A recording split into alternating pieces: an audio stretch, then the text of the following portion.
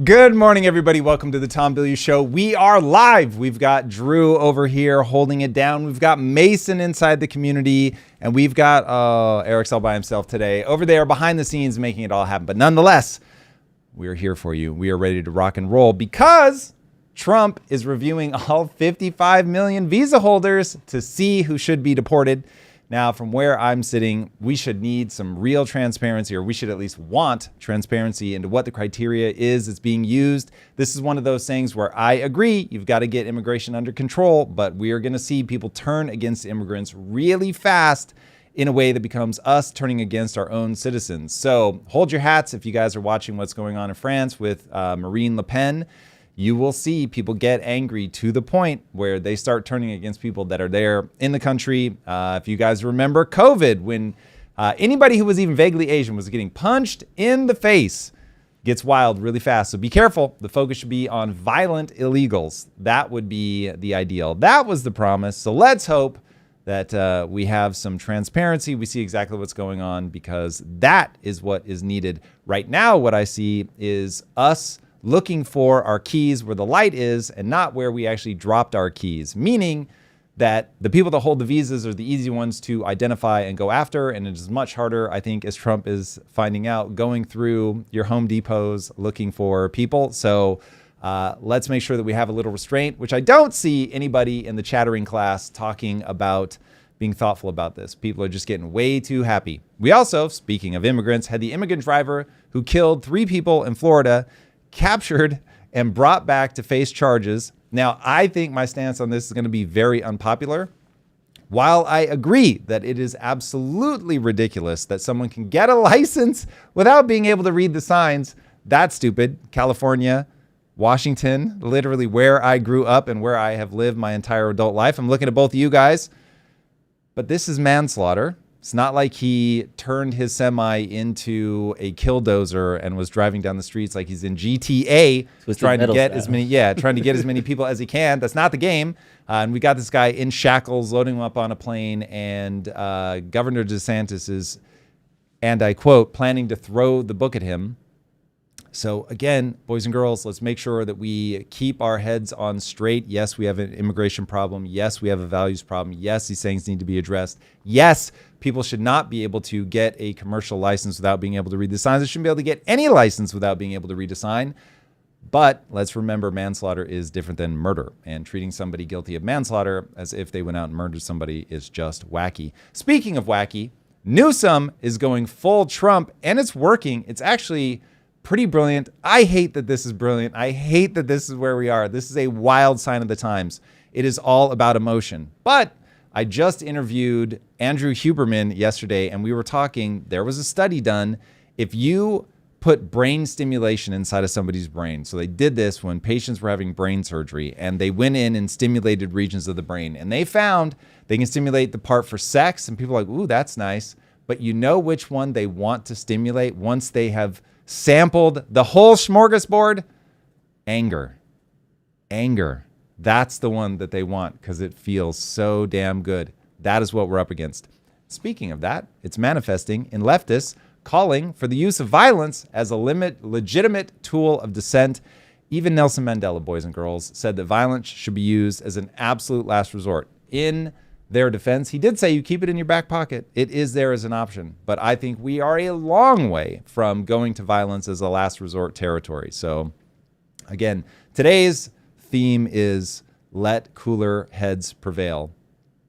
But China's doing something, and I don't expect people to have cool heads about this. China is developing a pregnancy robot that will be able to take human embryos to term.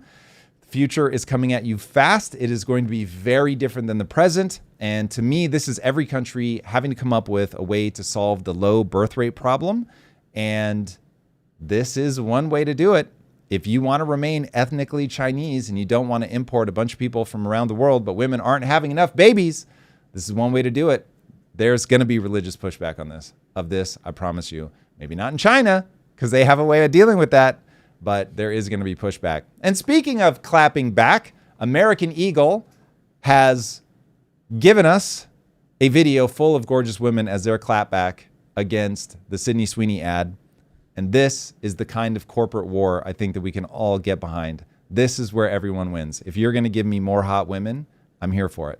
So I don't know if this was meant to be a commentary because people actually believe that the Sydney Sweeney thing was about race. The Sydney Sweeney thing is about being attractive. And so if you're going to give me more ads where people are attractive, I'm here for it. So this will be interesting to see. This is like just a return to the 90s. So it is going to be fun. All right, you get in line with biology and everything works out great.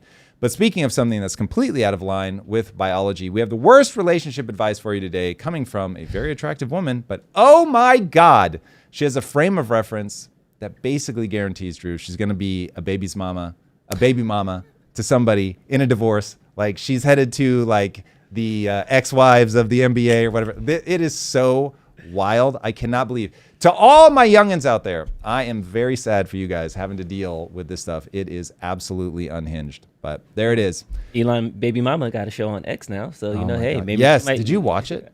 I got through like 3 minutes of yes. it. Yes. That is almost exactly where I tapped out. I was like, I can't do it. Like there's a cynicism. I don't know. It was like a late night vibes. Like she was trying to be quibby and stuff. So it's like, you shot your shot. I appreciate it. So we'll see. I mean, look, what she's going to have to realize is that the shtick of like, I'm here so I can pay my bills isn't going to be very interesting. She'll have some dirt on Elon, but it's all going to be outdated. And so, yeah. You remember Bobby Outlaw, the deadpan podcaster who had that interview with Drake that went viral last year? Oh. She was... Oh, yeah. I didn't know that was her name, but yes. She did that, did a couple more interviews with rappers. Were they in bed or something? Yeah, they were in like bed the whole time. Yeah. She just canceled her podcast a couple weeks ago. She was like, I didn't think I was going to fall off this fast.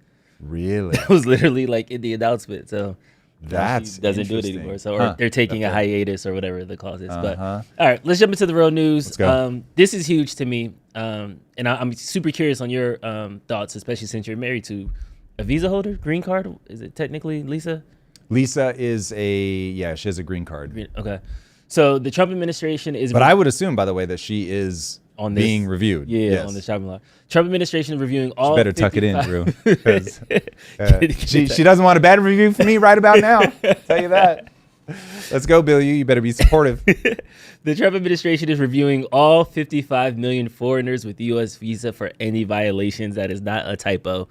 I think the interesting thing here is people are really shocked by how many people are here on visas. Now, I'll be interested to see what they're counting that number. Are they counting people with green cards and things like that? Because when I was going through the feed of the announcement, there were so many people that were like, wait, what?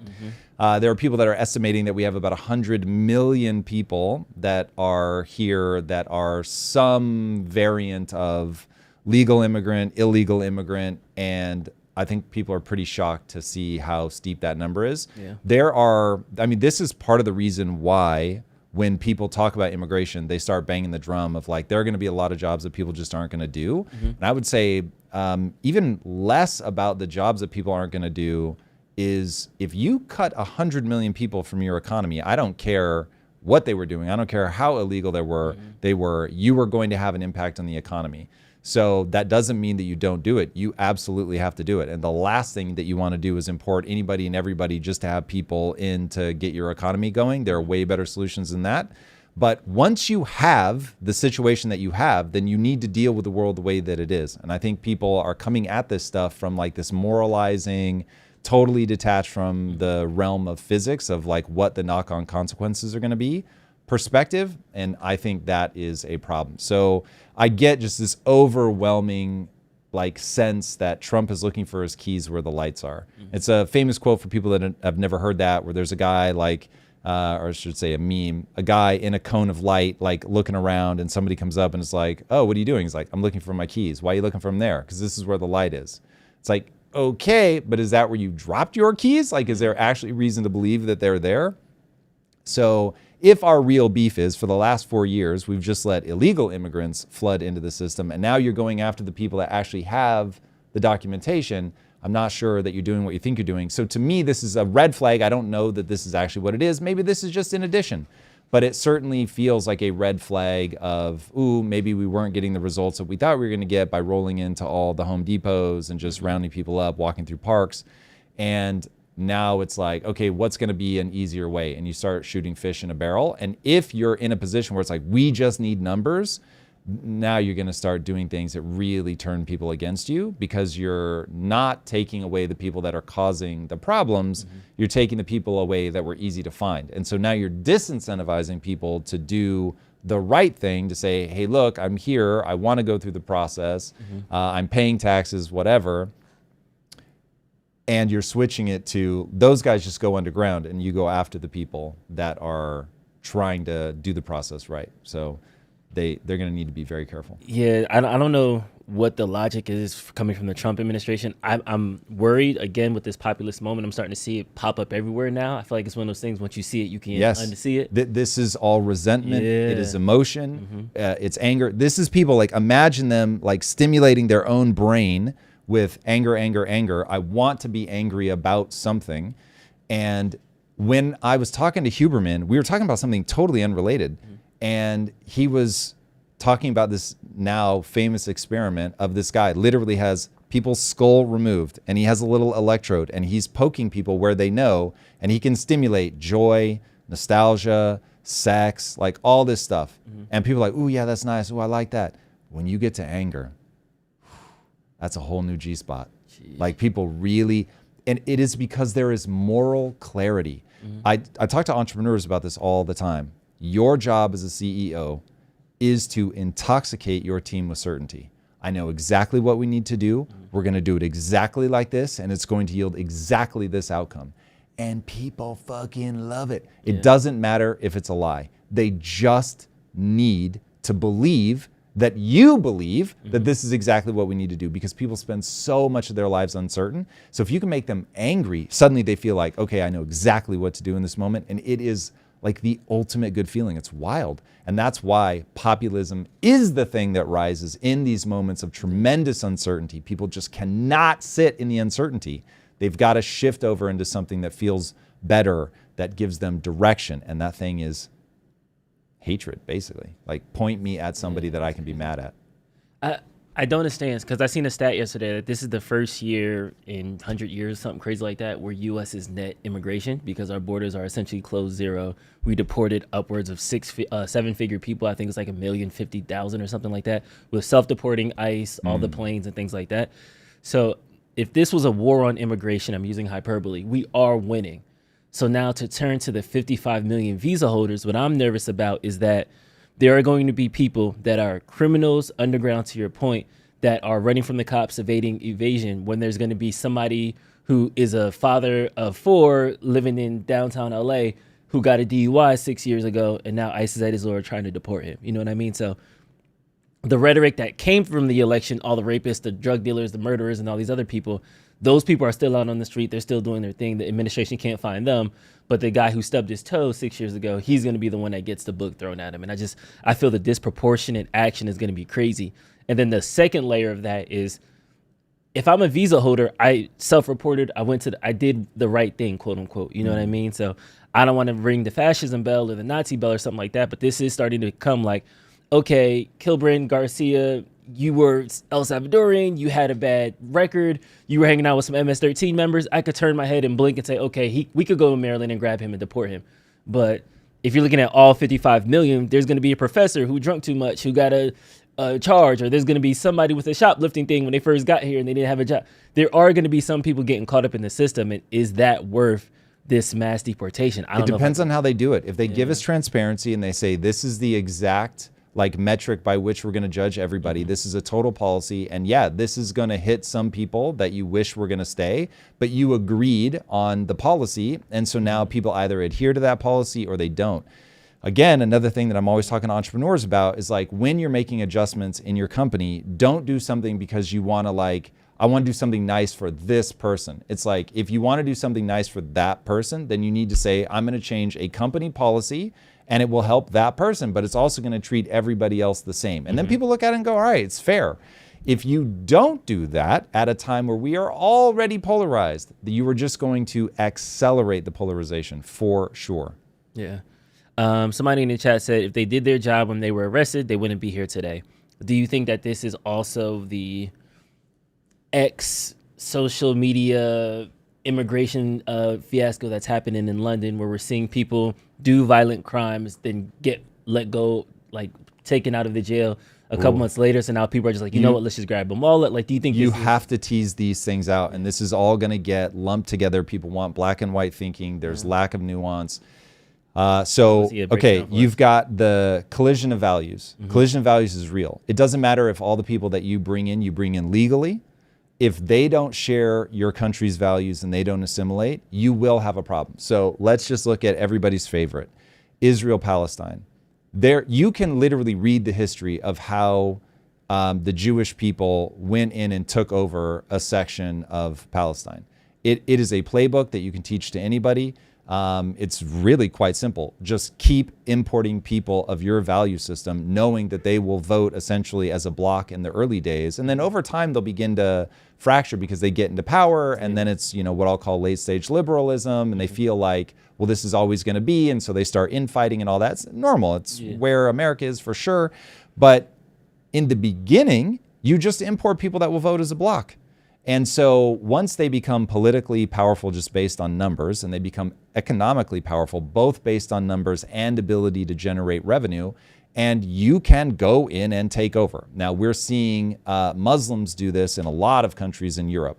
And so it's like, I'm of the mind that if you let it happen to you, then it's just a reality you're going to have to face. So Palestine's been dealing with it now for well over 100 years. And look, there's a lot of messiness there because first it was the Ottoman Empire, then it was the British. And so the early Israelis that came in were smart. And they were like, oh, we just need to get the British to give us the mandate. I forget, somebody in chat's going to remember the name of the mandate. But it's like the Balfour Declaration, I think was it. Somebody correct me in chat. But it's like they just played a really smart political game. So you can run that playbook in any country because in the beginning, there's some sort of problem that people are trying to solve for. Like right now, you've got people on the left that are like, hey, if we can get these voter blocks in, illegal immigrants, they are way more likely to want to take advantage of all the opportunity that America has to offer, but also the social programs. And so we know they're going to come in and vote for the people that are like, hey, we're going to make sure that you guys are taken care of, that you've got all this opportunity. Like that's really going to speak to them. People try to argue that point. That's retarded. I don't even understand what they're talking about. Even if I were going to a country and the country's like, hey, look, we're going to help you get your feet under you. Like, this is going to be great. You're like, okay, I got to weigh that. I've got to think about, do I want to go to the place where it's like, good luck? Like we're Australia in whatever, the 1700s. And it's like, it's a penal colony. We just sort of drop you off and let's see what you do. Like that's a very different thing, right? Again, early America rolling up, a bunch of you were going to die. Like that's a real, you got to really think about how badly you want opportunity at that point. Or do you want to be taken care of? So, or at least have a threshold. We see it all over the world. This is such a known thing. People are going to flood in because they want that safety net. They are going to vote for the people that provide the safety net. So say what you will. That is what happens. We're seeing it over and over and over in all these different countries. Okay, so you've got that part. Value system matters. You've got the Democrats here in America that are saying, I can import this voting bloc. That's really going to help me. And then now the collision becomes, well, hold on a second. This has all kinds of knock-on effects from I look at my neighbor and my neighbor does not think the way that I think and I don't like the way that feels. I can't afford housing and now I have somebody to blame. I'm feeling politically disenfranchised. This is because they've imported all these immigrants, right? And so then also you get the narrative spun up about it like we're seeing with this guy in Florida. Even though I am totally for shutting down immigration, I look at that guy and I'm like, that's manslaughter. It's not murder. People are acting like it's murder because he has a fucking turban. Let's be real clear. So that's where it's like, you got to be careful because it then feeds into the populist rhetoric and it ramps up in a way that it otherwise might not. So illegal immigration, shut it down. Value system, very different because it won't matter if it's legal or illegal. And if we don't keep those two things separate, then it just spirals into screaming about immigrants. And that's where the real problem kicks in because it's not logical. It's just emotion. And then I'm going to throw a curveball in there as well. I feel like the sentiment has changed on H-1B visa holders as well because now we're starting to see all these corporate tech layoffs being replaced by outsourced talent that is then being imported in. So those people are also on this visa chopping block. So again, we talk about we want the best and the brightest. We talk about we want to make sure that we're immigrating the right people, the people who are going through the systems the right way, who aren't sneaking in through a border. But then now if they're being reviewed by the Trump administration, and to your point, if we see them getting deported without the transparency, it might even incentivize in a really weird way illegal immigration again, because at least you couldn't find them. You know what I mean? So it's a weird... I don't know if it's going to incentivize illegal immigration. What I worry about there is if you are deporting people in a way that is legitimately unfair, now you get people that like, so take me. I am pro stopping all illegal immigration, literally taking it to zero. And you start losing me when I see people reacting emotionally, getting rabid, becoming, in my opinion, dangerous because their level of like dehumanizing of immigrants becomes, it is a gear inside the human mind where people will get othered so fast that they will do incredibly despicable things to people.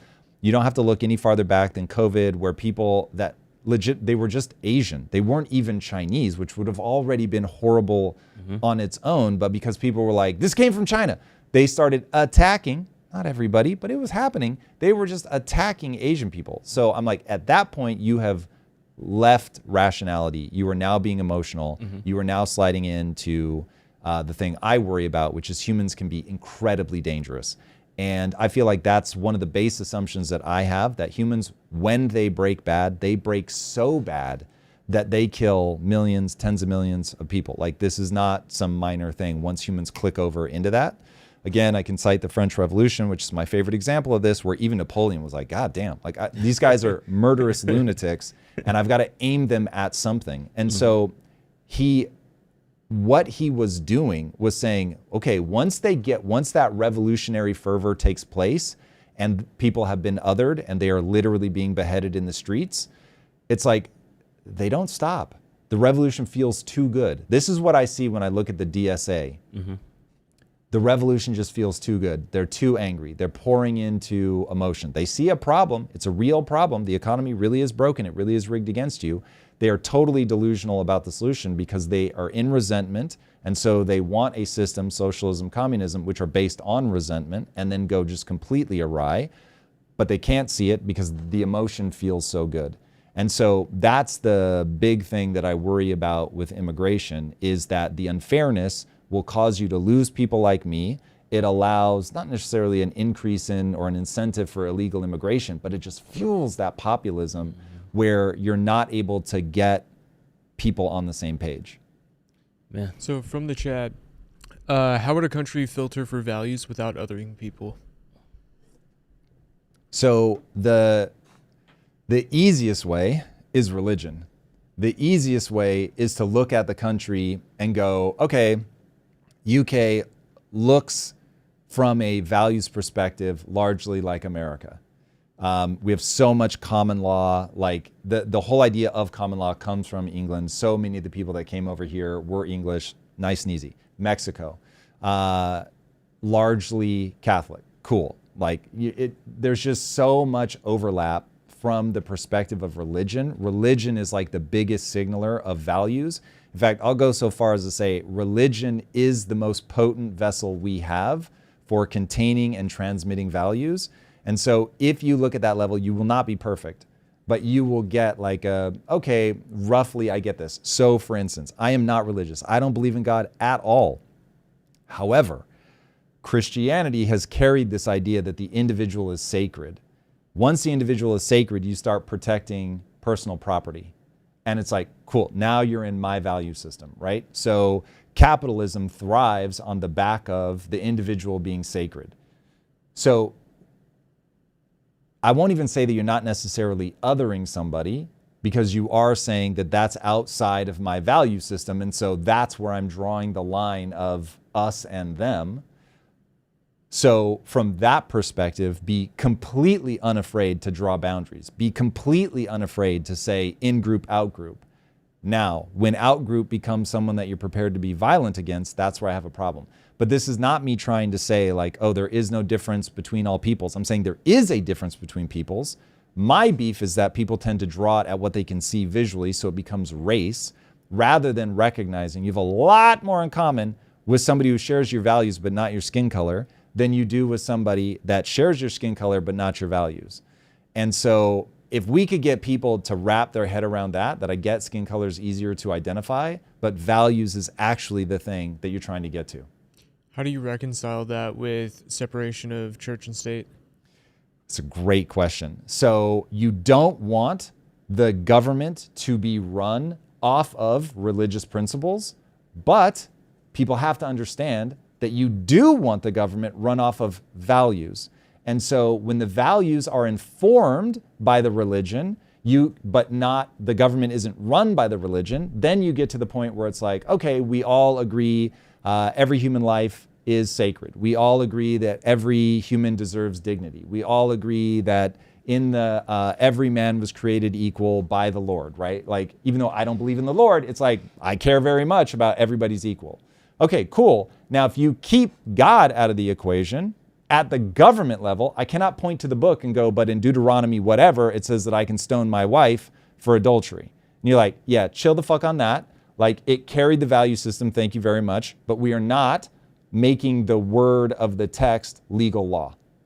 And so that fine line was what the American founders really got right. They understood we are a collective of people from all over the world that operate under a Christian ethos that can be turned into law in a way that is separated from the Bible.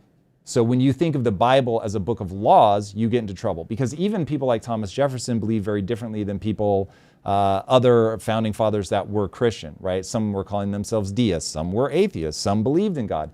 And so at that level, you can get Protestants and Catholics murdering each other for whatever, 100 years in Ireland, even though it's like over what I would consider, as a sort of atheist, what I would consider to be the most trivial shit ever.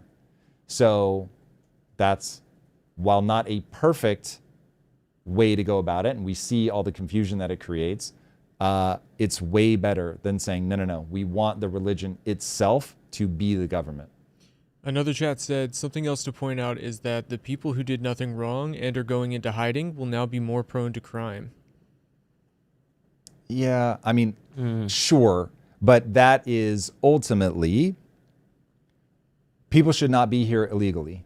You cannot kick open your borders and invite people in. If you kick open your borders and invite people in, you are going to create a situation where people are doing crime. When people do crime, you must enforce the law. You don't go, well, I get it, right? So when everybody adopts the everybody Jean Valjean mentality, it is literally moronic. This is people that have not spent time in the inner cities. Like, when you spend time in the inner cities, you may weep for everyone in the inner city. You may legitimately be like, I am so sad that this person got put in this situation where their malleable brain solidified into somebody who is truly tyrannical. But when you see that up close, you realize very quickly there are some bad fucking people in the world. And so when even Sapolsky, and if you haven't read his book, Determined, he basically makes a case for, we are all automata. None of us have free will. Therefore, when somebody does something bad and they're truly doing evil things in the world, for you to feel morally superior to them is just complete lunacy, because there before the grace of God go you, that your brain happens to function well, theirs does not happen to function well. And so for you to feel any sense of moral superiority to them is just ridiculous. However, you can't just leave them on the streets attacking people. That doesn't make any sense. So you do need to get people that are committing crime off the streets. You do need to lock them up, even if you have deep empathy that this is a knock-on effect of bad policy has driven them underground, has made it impossible for them to feed their families and take care of them well, but you still can't let it go into lawlessness. And this is why you need that dynamic tension between the left and the right, because if the right had their way, it's just personal responsibility, don't fucking care. These are obviously in the extremes. Don't care, no empathy, no compassion, doesn't matter. People on the left, exact opposite. All compassion all the time, resentment, and trying to be punitive. And it's meaning weaponizing those people against whoever they view as their enemy. And so that's where understanding the pathology on both sides becomes very important. This is something Jordan Peterson just asked and asked and asked, and people won't say, and I will happily tell people, where does the left go too far? The left goes too far with female style character assassination. Like that's the easiest way to think about it. You just called them chatty patties. You just called them all like stop gossip girling. Like, well, so once you understand that women can be vicious, but in a very different way. Like men obviously can be vicious and people understand it, but because men the female violent. style, it's just visible. They punch you in the face. And so you immediately go, oh, this is bad, this is toxic, this is whatever, we have to address this.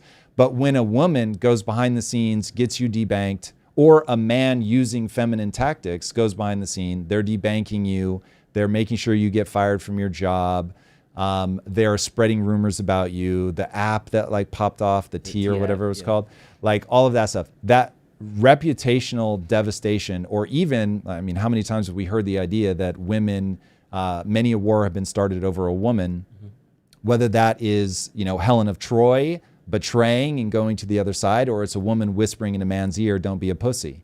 And then like, well, shit, I know that like, I can't have her say that. So once you understand how powerful that is, it's like, yes, it might be more invisible. It might be harder to point to, but it is just as destructive. And so these two forces have to hold each other in balance. And without that, you really run into trouble. The right really will spiral into pathology, and the left really will spiral into pathology. Hitler being a great example, even though he was socialist, he really did embody the just in your face, I'm going to murder you, just like outright, versus Mao, who killed way more people than Hitler ever did. But it was all of this like, you would just disappear one day. It was forcing everybody to plant crops at the same time and let them all starve to death. It's all him putting a good face. You just have to break a few eggs to make an omelet. But behind the scenes, he's talking about the first emperor of China and how many people he buried alive. And then Mao himself saying, I'm him times 100. So it's like, it wasn't like he wasn't aware of what he was doing. This wasn't all just like, oh my God, did we starve people? It was like, you guys are going to do what the fuck I say. I'm just not going to use the overt tactic. This is part of my whole thing with Putin. Putin, hey, everything's okay. No, we're good. But like behind the scenes is doing something very different. And so it's a very fascinating type of pathology. Yeah. All right. I want to jump to this Florida truck driver thing that just happened. So for those that are getting caught up on it, a person who crossed the southern border illegally. Do you have a problem saying illegal immigrant? No, because I just feel like we're starting to other people to this point that we just had. So I'm like, okay, let's just have this person talk very specifically. Like, all right, this is where Drew and I are going to keep each other in check. So Drew, make sure that I remain human, and I will make sure that we keep drawing boundaries. Illegal alien, if that is what he is. If that is, yeah, because everything is alleged. Allegedly, like if he crossed the border and he's here illegally, he's here illegally. Fine. Mm-hmm. I think the bigger problem here is that people are treating him like he's a murderer because he's an illegal alien. And that's where I'm like, wait, what? This is where if people don't define their value system, like if they're not willing to say it out loud, then it becomes hard to say either that's crazy or it's not. I mean, one thing I will give somebody like Nick Fuentes, he says the thing. Mm-hmm. He's not trying to hide. I find it grotesque, but he's not trying to hide it. So at least then you can go, okay, here's why I think the way that he thinks through some of these problems doesn't make any sense. My value system is very much cohesion of the country is incredibly important, but it can never come at the cost of freedom. Mm-hmm. That the sanctity of the individual is absolutely critical. And so while we may make a hard and fast policy that if you do something like in your vehicle, you're not paying attention or you're drunk driving or whatever, and you kill somebody, you're going to be charged with manslaughter. You are going to go to jail. You're going to serve a lot of time for that. You may not have done it on purpose, but this is our policy. I'm just saying whether they're an immigrant or not, that's what they did wrong. So if you want to deport them because they're illegal, go for it. If you want to charge them with manslaughter because that's what they did, go for it.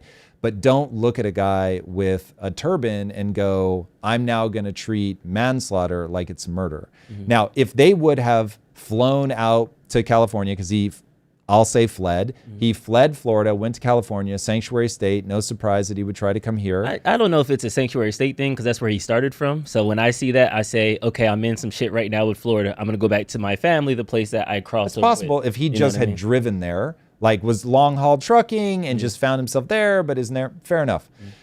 Goes to California, however, which way. He left the state that he just killed somebody in. Yes, killed 3 people in.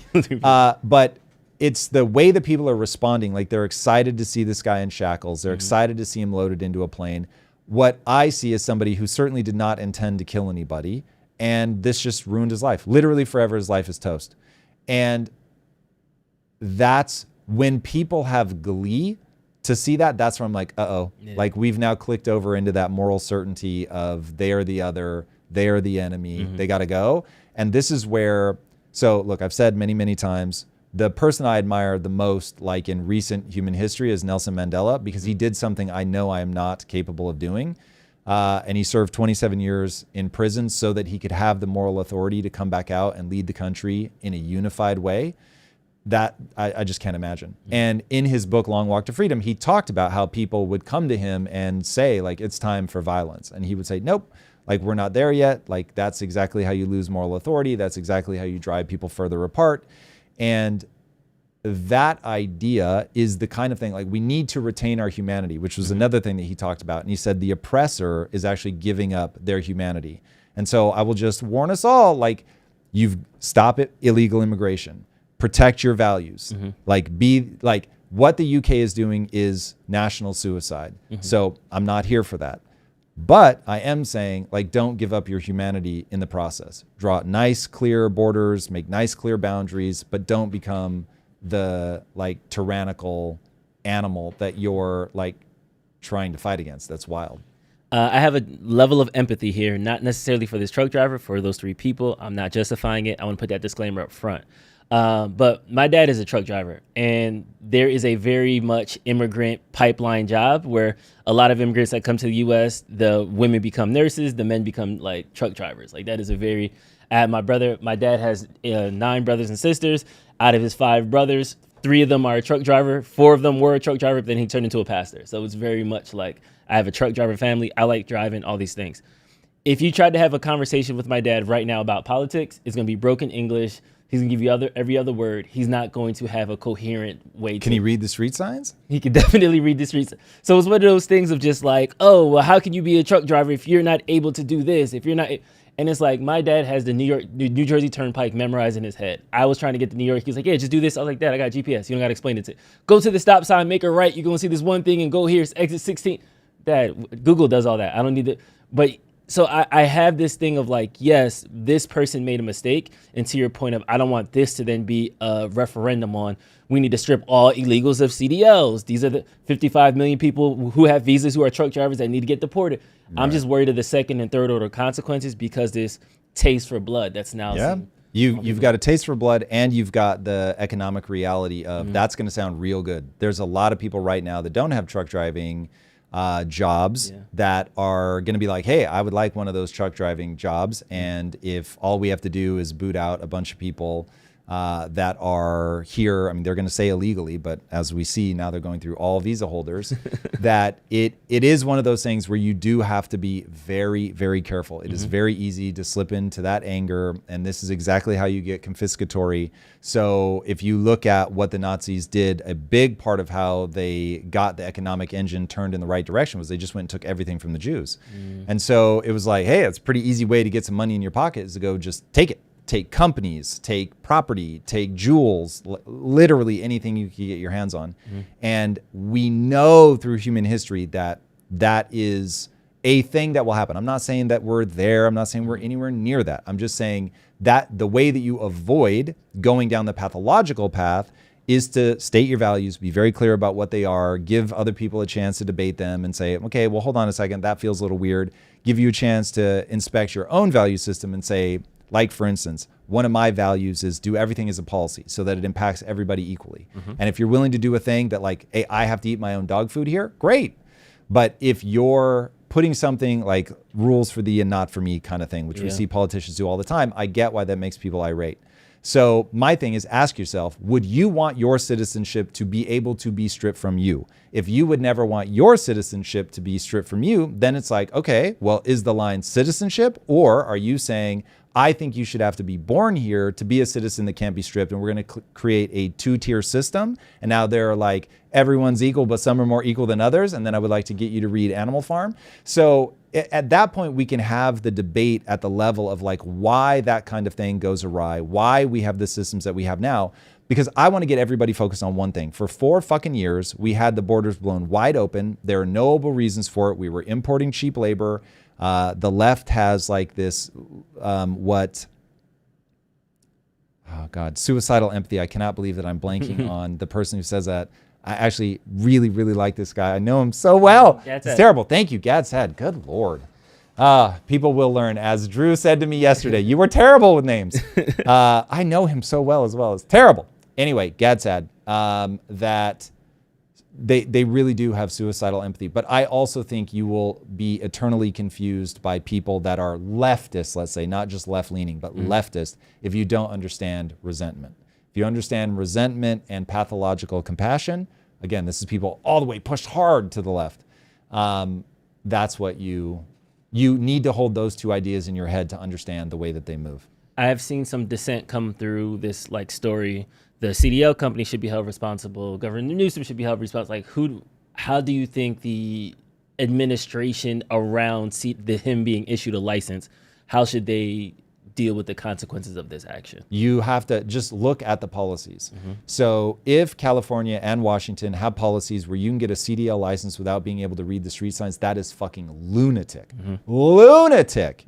And if they're doing that, legitimately, that's one where the federal government steps in and says either those people cannot leave the borders of your state under any circumstance, or like we're shutting this down, because you cannot have a guy that can't read street signs out driving. To get a license, I had to go prove I could read, I could take a written test and pass, I could take a driving test and pass, and that's just like normal, like drive a car license. So that's completely unhinged. And I would fully expect at the level of policy, you can just rule that out. There are some crazy stats coming out about how many Americans can't read. I don't know that this number is real, but I read yesterday that 40% of Americans can't read. Sheesh. Then let me tell you real fast, 40% of Americans shouldn't have a fucking driver's license. Like real simple. So I don't care if you're American or not. That's what I'm saying. Like just to me, if you want to have the immigration battle, let's talk about it before they get in the country. Let's not bring them into the country and then be like, no, fuck off. So I always try to ask myself, if I were in Japan, how would I want this to be handled? So I have white friends or acquaintances is a much truer way to think of it, that live in Japan and have lived in Japan for a long time. And when Japan was doing their COVID policies, if you were a foreigner, you got that vaccination last. Now, people may now say, oh, well, thank God. But at the time, I remember they were like, like this kind of sucks. And I was like, whoa, that really does make me confront a thing. So it made me realize, for me, if I were going to move to Japan, I would learn Japanese. I would be there not to bring America to Japan. I would be there because I'm saying, cool, for whatever reason, I've decided now I'd rather be in a Japanese culture. And so I'm going to do Japanese things and I'm going to try to fit into a Japanese culture. So that, like, if people want to say, look, there are going to be things that we expect people to do from an assimilation standpoint, like, number one, read the language. So can't get citizenship if you can't pass a proficiency test on English. Yeah, I could see that. That you can't get a long-term visa if you can't speak English. Cool. If we want to make that a policy, I'm totally here for that. Just as if the Japanese said, you can't get a long-term visa to stay here if you can't speak Japanese, or you can't own property in Japan if you can't speak Japanese. Cool. Like, I would have no beef with it if the Japanese did it. So I would have no beef with it if we did it. That's how I want to see people approach this problem. Not, I'm mad as hell, I'm not going to take it anymore. Yeah. I see a bunch of people that don't look like me. I'm trapped in a school of fish mentality. And so I start doing my rules like along a line that even doesn't matter to them once like you really push into it. They'll care deeply about the values, but they really, just the way humans are, you actually don't care about the surface stuff. You just use it as a proxy for, I assume we think differently. Yeah. So from the chat on the topic of doing everything as a policy, and then we have a couple of super chats. Josh C. said, I disagree with do everything as a policy. It is destroying our factory because management doesn't have the balls to deal with troublemakers. They just make a rule that is asinine. Well, so do everything in a policy, do everything as good policy, if that helps. Like, yes, you can have policies that are fucking stupid, and then your policy is not going to help you. You can also have good policy and not enforce it, and then that's not going to help you. And I do think a big part of the problem that we're dealing with is people aren't enforcing the policies that we already have. Welcome to a populist moment where the left and the right absolutely despise each other, see the other side as a legitimate threat to the safety and security of the nation, that they believe that violence is a legitimate option. And you start getting into the situations that we're in now where, yeah, people are going to ignore, they're going to vote against something just because it came from the other side, that nobody's doing anything based on a principle, that they will turn away if they have a policy in place, but they actually want something totally different. So, for instance, we have immigration policies in place. All you have to do is enforce them. But the left has reason to want to import people. They're far more likely to vote their way. Cheap labor. So everybody that cares about that is like, yeah, cool, fuck. If I'm going to get cheap labor, I'm here for it. Obviously, except for the people for whom get displaced. But yeah, so have policy that you'll stand behind the reasoning for, and then actually enforce it, and then actually look at the KPIs and say, did this actually work? Because so much of what we tried does not work. So we keep throwing money at education, not working. We keep doing NIMBYism on housing prices, not working. We keep printing money, not working. So we're not looking at the things that we're doing and going, oh, we've got a problem here. So I feel their pain, but like, don't confuse poor execution with a poor idea. And a super chat from Marusha Dark. Let's go, Marusha. A cop shouldn't ignore petty crime as he comes across it just because he prioritizes catching rapists and murderers. The plan was always to deport or self-deport all illegals eventually, even though criminals are the priority. Yep. Love that. Totally agree. Totally agree. A response back to this from Esoteric Dichotomy saying, I view nonviolent crossing or overstaying a visa as a victimless crime like prostitution or smoking pot. I don't think it should be illegal in the first place. Yeah, so this is where we get into, you've got policies on the books that are like, you can't bathe on a Tuesday if there's an apple tree outside your window. It's like, if you've got dumb policy, then start getting rid of them. So if we don't think that marijuana should be illegal, then make it legal. Don't just be like, well, I know it's illegal, but it's kind of stupid that people get punished for it. Just clean that shit up. So it's like, people know what the rules are. You either play by the rules or you don't. And people are always going to push the limits. And look, the secret is, of course, there are going to be times where you're going to enforce something to the fullest extent, and there are going to be times where you're going to be a human and you're going to ignore it. And I think that's a good thing, but at the same time, it's a high risk thing. But I mean, one attack, if somebody wanted to make one on me, is I'm saying, even if Obama knowingly tried to fuck up Trump, I think it is worse for the country if we put him behind bars. Drag him through the mud, ruin his legacy, make sure that he can never hold any political office of any kind ever again. Cool. And so that's me saying, like, even though it's illegal, I think that there's like extenuating circumstances. So I get it, but we want to keep that stuff to a minimum, man. You want to keep that stuff to a minimum. Make the laws that you plan to enforce the laws that you have. One more super chat from George. Yeah, super chat. That's the best I can say that word. That's all right. Tom and Drew, you guys help me so much. Think through my own views on all these problems. I log on just to listen, not to pinpoint one certain thing. Love because that. it's like sitting with a group of friends figuring out life. Man, then we're doing our job. We I are love that. doing our job. I love that. Factoid. Thank you. Thank you for that. I needed that. That was And nice. then if you want some tinfoil hat territory, some Let's people go. are asking if the trucking business being replaced by self-driving trucks with AI control is influencing this kind of thing happening so that they can push their agenda and run all the trucks with AI. I don't think I followed. So yes, you AI is going to replace all of this, are they saying that the reason they're making such a big deal out of this is to accelerate the transition to AI? Yeah, so the car... You don't need an accelerant. All you need is the financial, and that will be that. If it is good economically, businesses will transition, and if it's not, they won't. That's one where it's like, oh, could 2% of it be that? Sure. So if the area of your brain that people most like to stimulate is anger, the second one is conspiracy. Like that shit, there's something about, wait. I just saw something happen over there in the corner. Oh my God, this really means something. The aliens are actually coming. The government's out to get me. Like, it's rad. Even I love the way that it feels. Like, that's super fun.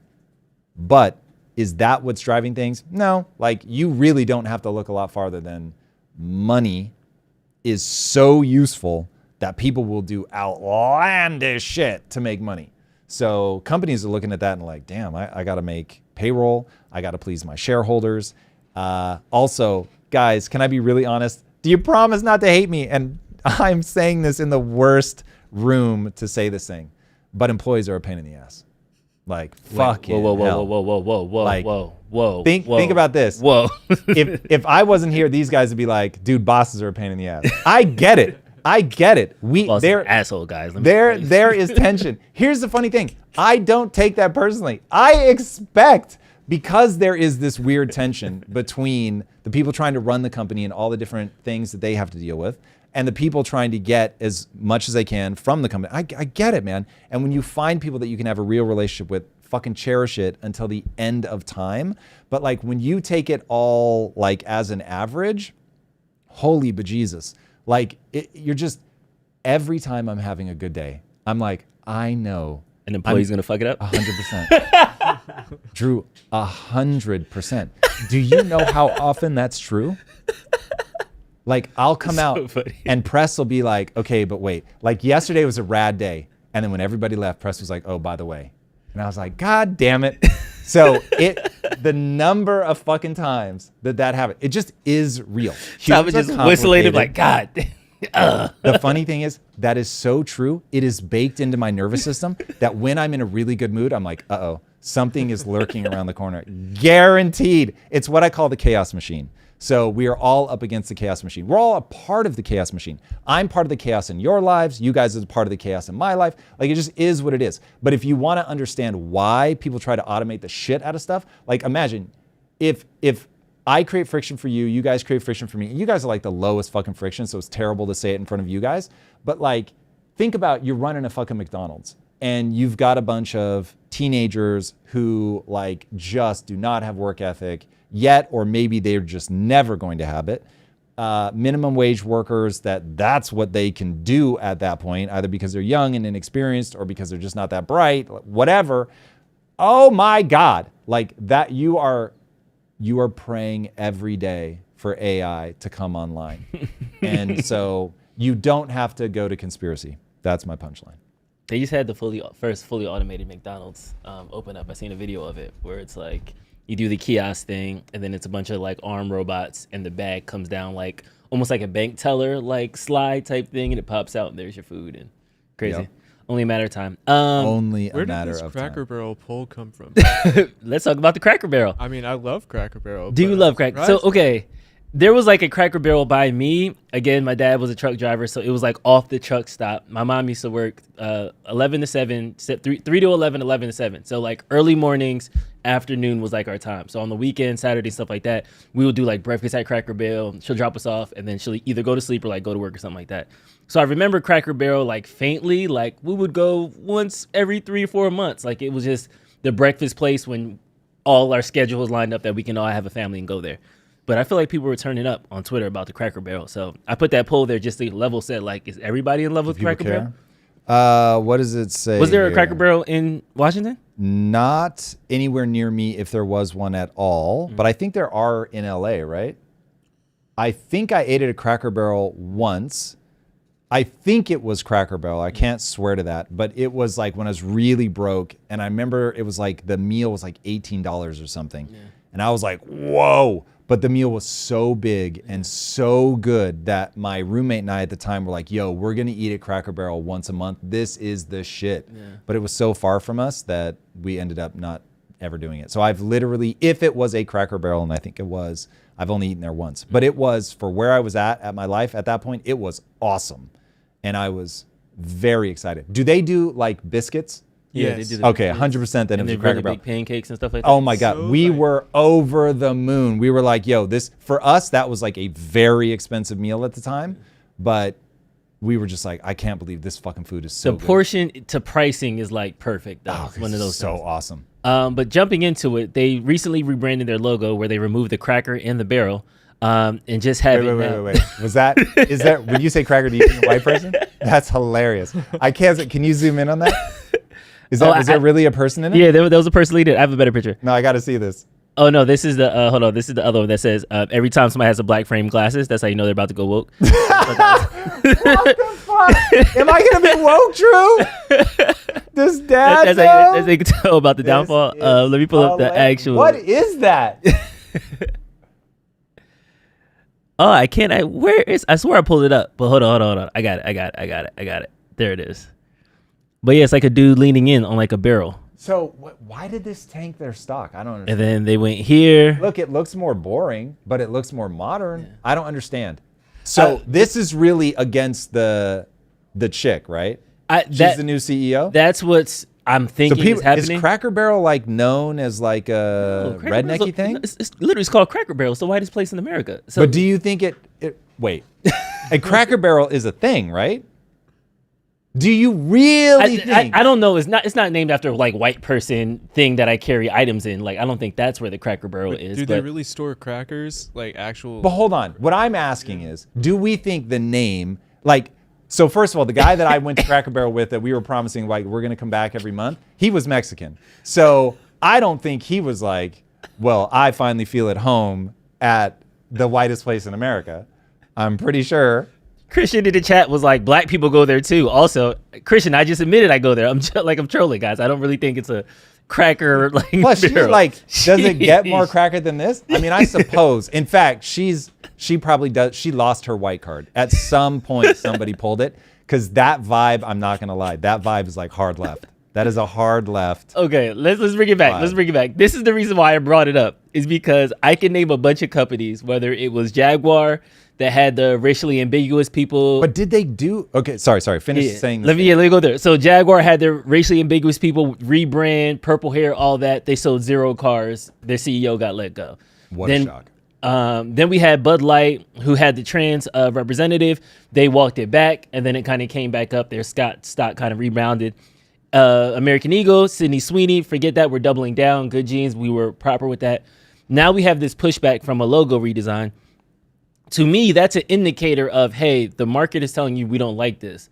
It costs you nothing to go back to your old logo. Why do you think that companies think they're smarter than the consumer? Like, what is that balance? Ooh, why do companies think they're smarter than the people buying? That is a very easy question to answer. People trust themselves. She has gotten to this point in her life because she's been able to outsmart a lot of people in every room that she's ever been in, and she's been able to just climb her way up. So a lot of smart people overestimate their intelligence, and they forget that as a CEO, you serve the customer and the employee. Probably the employee first, to be honest, because if the employee turns on you, you're really in trouble. Mm-hmm. And so, yeah, you forget that you have to lead, but at the same time, people have to be willingly following where you're going, or you have nothing. So it's entirely possible she's just lost the plot on that. Now, she could be amazing. This might be the next great CEO. And she's like, guys, don't panic. Like, we're going to rebound. I've got this whole thing. I know who our customer is. We're going to love them to death. Yes, I have big, thick black rimmed glasses, but I know who our customer is. I'm one of them. Like, that's entirely possible. I am reacting to optics right now. Mm-hmm. Now, how she'll respond to this will be a great question. And if she responds the way the Jaguar does, that's where I start getting very confused, because that is somebody that believes, partly, I think, because of Larry Fink, they believe that we can force an agenda on the investing public. Because remember, what we're looking at here is a stock market. Mm-hmm. So she's like, I have to get my stock price up. And if I can do that, like, people have to understand what Larry Fink did. This is really crazy. So Larry Fink, BlackRock, understands that when people own shares, they get voting rights, but most of the people don't pay attention to the fact that they have voting rights. There was a change. I don't know who did it, but Larry Fink certainly is taking advantage of it, where we made it such that the voting rights could be aggregated by whoever like sold you the share. It's really weird, and it's one thing that I should probably look into way more because I can only give you the headline level. But I will say that the change that they made to stocks is basically you don't own it. You're sort of like claiming rights on it, but you like you don't actually have the share physically in your possession anymore like you used to. That allowed companies to, and this by the way is what Vivek does as well. So if Larry Fink is the woke version of this, Vivek is trying to be the non-woke version of this, where they're like, Larry Fink said, we're gonna vote according to all these ESG principles. And so all of a sudden companies were like, well, damn, I don't have to convince my individual shareholder. I have to convince Larry Fink because he, through this law change, just because he's the guy that sells them and you hold them on his platform, now all of a sudden he's casting the votes. Fucking crazy. And so anyway, because most people don't give a shit, they just want to hold the share, all of a sudden companies had to dance to his tune. So I imagine there's some of that going on here where she's just thinking, I just have to think about what is going to work with my share price. If she is woke, I want to be very clear. I don't know anything about her. I'm just queuing off of a visual. But if she's woke and she's thinking along those lines of like, we're going to force an agenda because it's a quote unquote right thing to do, we'll get on the other side of this. Like we'll show people that it's just a temporary blip. That could be why she's doing what she's doing and thinks that she's smarter than the crowd because she's playing the game of the stock market, and the stock market will ultimately recalibrate to the earnings of the company. Now, whether the world looks at this and goes, baby, we're in a high volume and velocity of information. I can see what you're doing. I can see what your principles are. I care very much about the people behind my company and what they're doing. And I think you don't understand who the customer is. And I think you're going to end up fucking us because we like the old school vibe and all of that. You're updating it to something more modern. I can feel that this is going to go woke. And it's the temporary blip. Whether like this stuff is so fickle. This is why people should not pay attention to these momentary moves in a stock market. I will say for now, this means literally nothing. And let's wait and see if a month from now it bounces back up. But if she does things that are bad for the customer and the customer stop going to Cracker Barrel, then that stock price is going to go down, down, down, down, down. They will fire her and they will bring somebody back in who will suddenly realize, oh, we have heritage as a restaurant. And now we're going to speak to people. This is like New Coke returning to Coke Classic. And every time those guys are asked, they're like, if you guys really think that we were playing like Tesseract chess and we knew that you guys were going to get so mad that we could then make you happy by bringing the old one back. He's like, no. What happened was in a sip test, New Coke actually outperformed Pepsi. But in a drink a whole can test, it lost. But because all of our marketing was done on sip tests and like every grocery store, I remember participating in a sip test as a kid when they were trying to figure out if they were going to change it. And then the second they changed it, and I was like, oh, these are gross. I was legitimately traumatized. I was part of the like, please just go buy all the old Coke before it's gone. So this is one of those where we'll see how it plays out in the fullness of time. These are not people who are super geniuses. These are people who overtrust themselves. The market will slap them around, or they really will just, it's a momentary blip and they'll be fine. We'll see. Marusha disagrees, says it's not about her Marusha, how does it feel to be wrong? I don't even have to hear the question. It's kidding. not about her wokeness. This is a trend of corporations moving to ugly minimalist logos and stores, Pringles, McDonald's, etc. I mean, we'll see about that. So I think one thing that people forget is that all of these things change over time, always and forever, but people hate change. So you both have to change to capture the energy of the new generation because the old generation is dying off. They're buying less. They become stuck in their ways. They are not influenceable. It's like I buy, if you've eaten at McDonald's every day for 30 years, you're going to keep eating at McDonald's until they change the thing that made you go there, the taste, the cost, the whatever. So they've got to think about that next generation. And this is something I think endlessly about with video games because video game like players are so I'm going to use the word violent because they will even try to hack your game. It's not physical violence out in the real world, but they get so aggressive. They'll try to hack your game if they don't think you're doing the right things by the community. And at the same time, that community will like move on to the next game like instantly. So you have to walk this line of like, okay, I feel like this will be interesting. Gamers, please react to this because I very much understand that I have to be a servant to you guys. But I feel like a parent who understands that ultimately my kids grow up and leave me. And so I'm going to make a thing that people will play for a while, but inevitably they're going to move beyond you. But you don't want to say, well, I'm going to be a game for 5 years and then I'm going to stop. I want to be like Minecraft. I want to be here 15, 20 years from now, still making a game, still finding new people.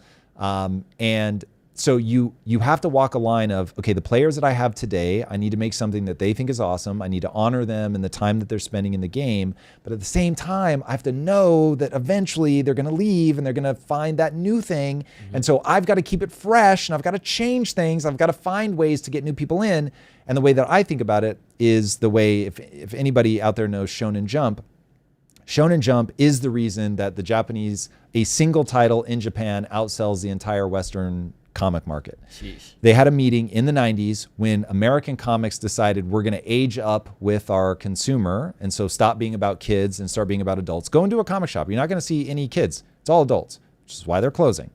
But in the 90s, Shonen Jump said, no, we're going to do something different. We are always going to target kids. And so that means we're going to let people age out and they're going to be like, oh man, this is so lame. Like Shonen Jump is whack because I'm now 16 or whatever. And yeah, you're going to depart and you're going to move on and you're going to go now into the next thing up, which is called seinen, not that anybody cares. And by doing that, they constantly got new people. And so if I'm Cracker Barrel, I'm thinking, okay, do I just cater to the people that I have knowing that they are literally dying? Yeah. Or do I go, I'm going to lose some of those people because I'm going to update, but I got to try to get the new people. And I think from that perspective, they do need to bring in new people. They do need to make that decision because you don't just every day, your market is smaller and smaller and smaller. It's what they call managed decline. Nobody wants to accept that. So they've got to do something. Now, I'm not going to bat for their logo. Maybe the logo change is a bad move and they should have done something different. Fine.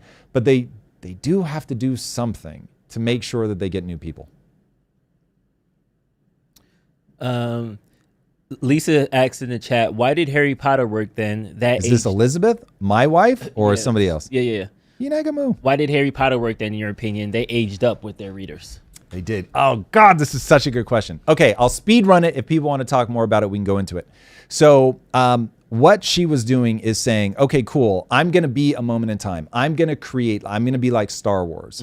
I'm going to create a thing and it's going to be that thing for this generation. And then those, like, I'm not going to keep like aging up with them. So I'm going to create this thing that walks people through an age group.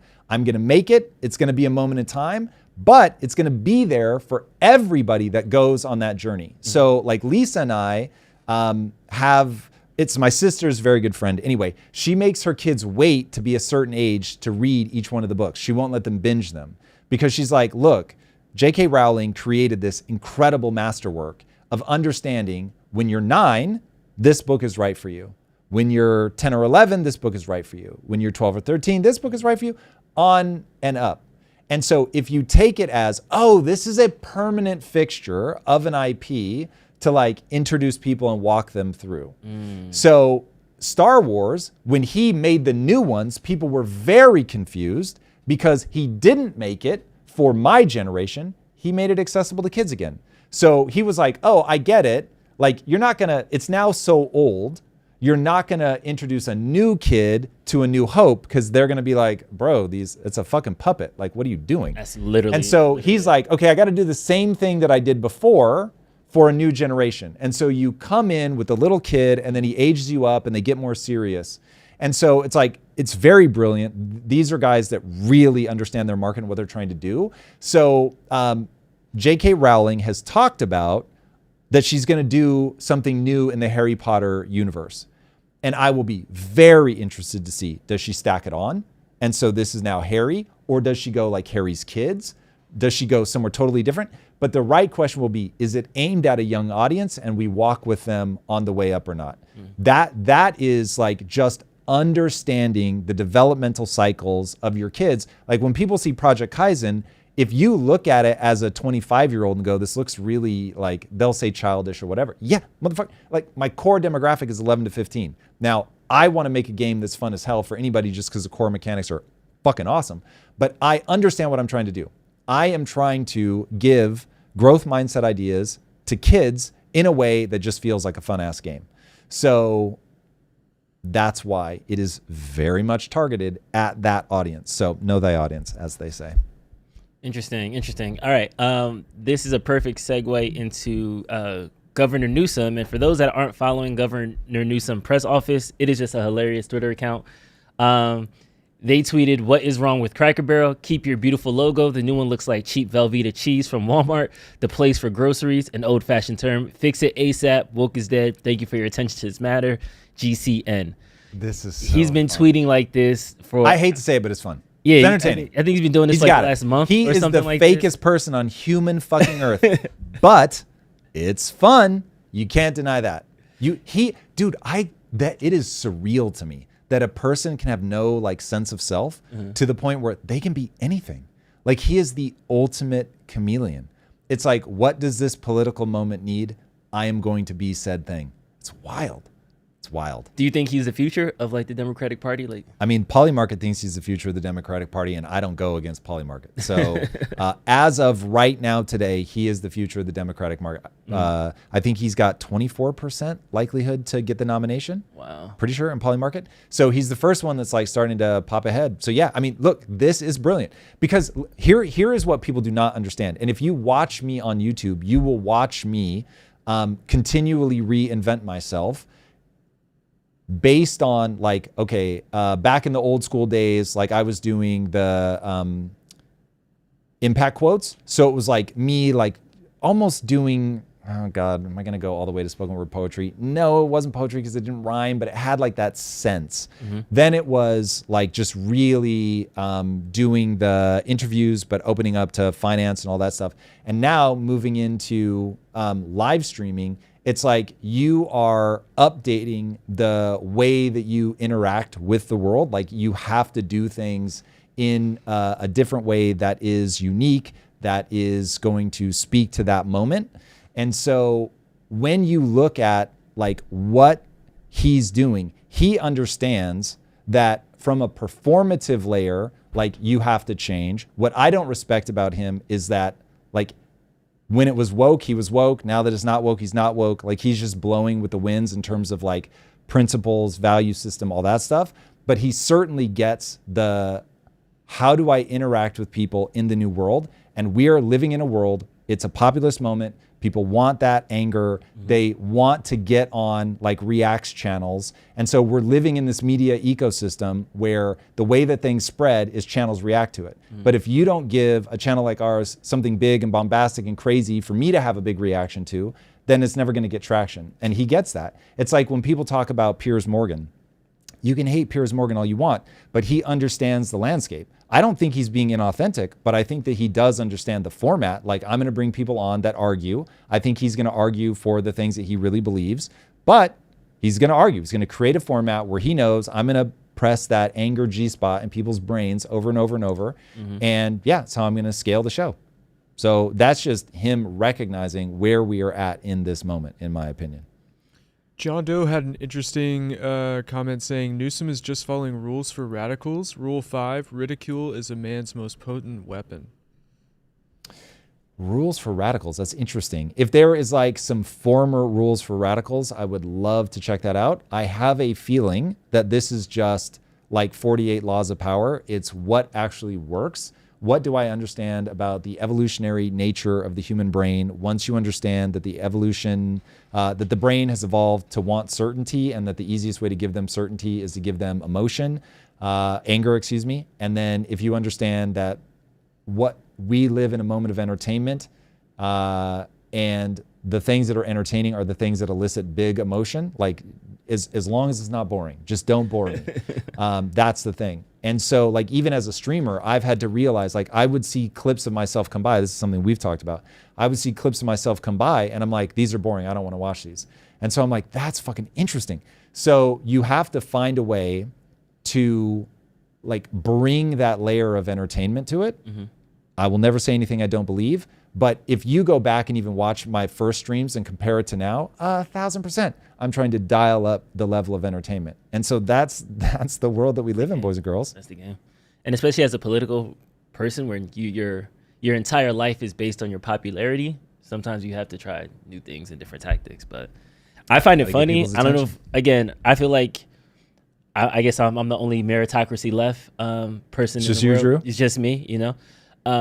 I feel like you should be judged on what you've done. And I feel like if I look at what Governor Newsome has done in California, I don't know if it's necessarily what I want to see applied to the entire world.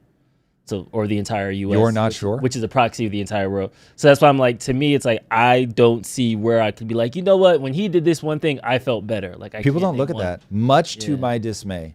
What they look at is, how do you make me feel?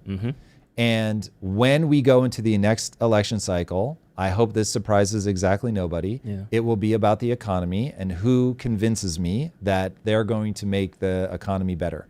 Right now, I think Mamdani is the face of the Democratic Party right now in terms of who gets covered the most. It's certainly him. Gavin is certainly making a play. But the reason that Mamdani gets covered the most is he has such a strong take on, hey, I'm going to take care of you. The economy's broken. You know it. I know it. Don't worry. I'm going to freeze your rent. I'm going to get you free rides, free daycare, all that stuff. You're good. Don't sweat it. And people are like, oh, facts. Thank you, Jesus. Finally, somebody, I can stop like doing all this work bullshit. This is ridiculous. Somebody give me the free shit that I deserve. Not understanding how the economy works. But if that makes people feel good, then they're going to do it. They're going to vote for it. And then the crazy thing is when that isn't working, then they're going to go back to resentment. Guys, the reason that socialism isn't working isn't because it's murderous. It's because that we're not socialisming hard enough. Like, we just got to socialism a few more people to death. And it's like, this one is, dude, this is dark, and I will catch the first fucking private flight out if this breaks. I hate to report. But like, this has been done so many fucking times that this is a movie that you've watched 36 times that you can like do the quotes from. But if I watch it this time, it's going to be different. People think. Bazzi Mayan, if people cared about meritocracy, then Trump would have never been elected. I don't want to hear anything about Newsome not fitting the bill when we have Trump in power, who's literally retarded. I don't argue with that. Unfortunately, in America, Trump made a bunch of money. So if you make a bunch of money, it's like, yeah, you're cool. Listen to you now. I feel like this Newsome, is wild. Even if Newsome was a Nepo baby billionaire, I can at least say, okay, maybe he can just say, I'm a real business guy. I did business things, but it didn't work from Bloomberg. I don't know. Trump is where Trump is at because he put him back in context of 2016. That's a good point. So 2016, you've just had the world's slickest politician for a long time. You've got people feeling alienated. You start to have the rise of woke. You start to have like really entrenched, judge things by their race. People can start to feel like the real deep impacts of globalism. We've gone through the 2008 housing crisis. We're starting to print money like crazy. People are like, there's something wrong. And people are telling me everything's fine. No. Like, where populism is really starting to pick up. China joins the WTO back in what like 92, 93, something like that. So it's like, we're now really feeling it, but we don't know what we're feeling. Yeah. We're just feeling something. And you get this famous as all get out. Remember, he was fucking famous already for being on a show. People loved him. He was wacky. He was crazy. He said some shit. He's been really successful. And he comes in and he starts calling people fat, ugly, like up, down, left, right, nicknames, like doing it all. And people are like, oh my God, what is happening? This is nuts. This guy's totally unhinged. He's extremely entertaining. And he's telling me he's going to fucking drop a nuke on Washington, D.C. And he's kind of just trolling in the beginning. And by the way, like if you go back and watch early debates, like Trump, whatever, 10 years ago was even more like aggressive, hard-nosed, had no like political mannerisms. You might It was all still name think he's calling. crazy. Sleepy Ted, Dude, Pocahontas, all that. oh my all that God. stuff came out, yeah. And it was, we'd never seen it before. So it was a level of like, give me more of this. We had never seen politics as entertainment before. So it was just like, man, this guy came in like a storm and like really did some shit. So it isn't just because he's made a bunch of money. And look, I get it if people think he's retarded. Like the way he talks is crazy. But nonetheless, like it was so fresh, so new, so many promises. All right, then he disappears for 4 years, comes back, has had 4 years to really plan and know what we need. And by the way, guys, can we please never forget, we had a weekend at Bernie's presidency. Like that's so crazy. And I get that we're all going to move on because we have to. It's not entertaining to sit there and dwell on the massive cover up. I'm going to say something that isn't going to trigger people, and it should. This should make you so angry and so terrified. It won't, but it should. They called themselves the Politburo. Okay? The people actually running the Biden presidency, the Biden administration, referred to themselves as the Politburo. What is the Politburo? It is the group of people that control a communist country. Okay? Hi. Like at that point, like, okay, imagine for a second that the board of Cracker Barrel referred to themselves as the KKK. They're like, we're just trolling, you guys, stop taking it so seriously. But yeah, we really do call ourselves the KKK. Then you'd be like, I take the whole Cracker Barrel name pretty fucking seriously at this point. The president wasn't real. He was mentally checked out. The people that ran his administration called themselves the Politburo. Like Trump comes back in and is like, okay, cool. I know how to message against that aggressively. And you had a lot of people, they may not have been able to explain to you why that didn't feel good, but it didn't feel good. And so they were like, yeah, no, we got to get this guy way the fuck out. Yeah. What you're like, I'm conflicted because I think we're at a point right now where we really don't have a candidate on either side. And I think it's going to default into J.D. Vance. You don't think J.D. Vance is a killer candidate? I think he's just going to be MAGA part 2. Yes. But if MAGA is popular... I don't think that's a killer candidate. I don't think Trump is a killer candidate. Define killer candidate then. Because somebody that I'm excited about. Somebody that can do the job competently. So not somebody that can win, not somebody that can get votes. Yeah. Got it. Because I was going to say... I'm about to say, Mom Donnie will get 1 billion people to turn out for him. Like, everybody's going to turn out for him. I'm being high. There's only 300 million people, I know. But I'm saying that we have people that are popular, but I don't know nobody that can really come in and like, yo, this guy is actually talking about the right things. Yeah. Thomas Massey isn't trying to run. Ro Khanna in California isn't trying to. So the people that we are actually on the ground trying to pass the bills, do the things, nowhere near the presidency. But it's just popular people who are just trolling seem to be like, yeah. 100%. Yes, and guess who's to blame? You're right. Each and every one of us. You're right. You got me there. Each and every one of us. First of all, we make it miserable for politicians. We attack them. We try to take them down. I don't know why anybody would want to run. That is madness. Like, you have to have a level of mental illness to want to run for president. Like, they're going to literally try to kill you. What? So yeah, it's wild. That's the moment that we're in. Right now, we are not seeking like moral guidance, ethical people. We are seeking people that will get in the fight and slap the perceived other guy around. Remember, some very distressing, it's like 40% of Americans believe that violence may be justified. Like, bro, this is not a good time. This is why I say I do not like a populist moment. I get it. My least, the takes that people like least are the ones where I'm really trying to find like a compromise in the middle. You don't want to be in a position where you're trying to browbeat the other side to death. That's not where you want to be. You want to be like, cool, I'm going to have to give some things up. I get it. I'm not going to get the America that I want in and of myself. I want an America where we all move together well.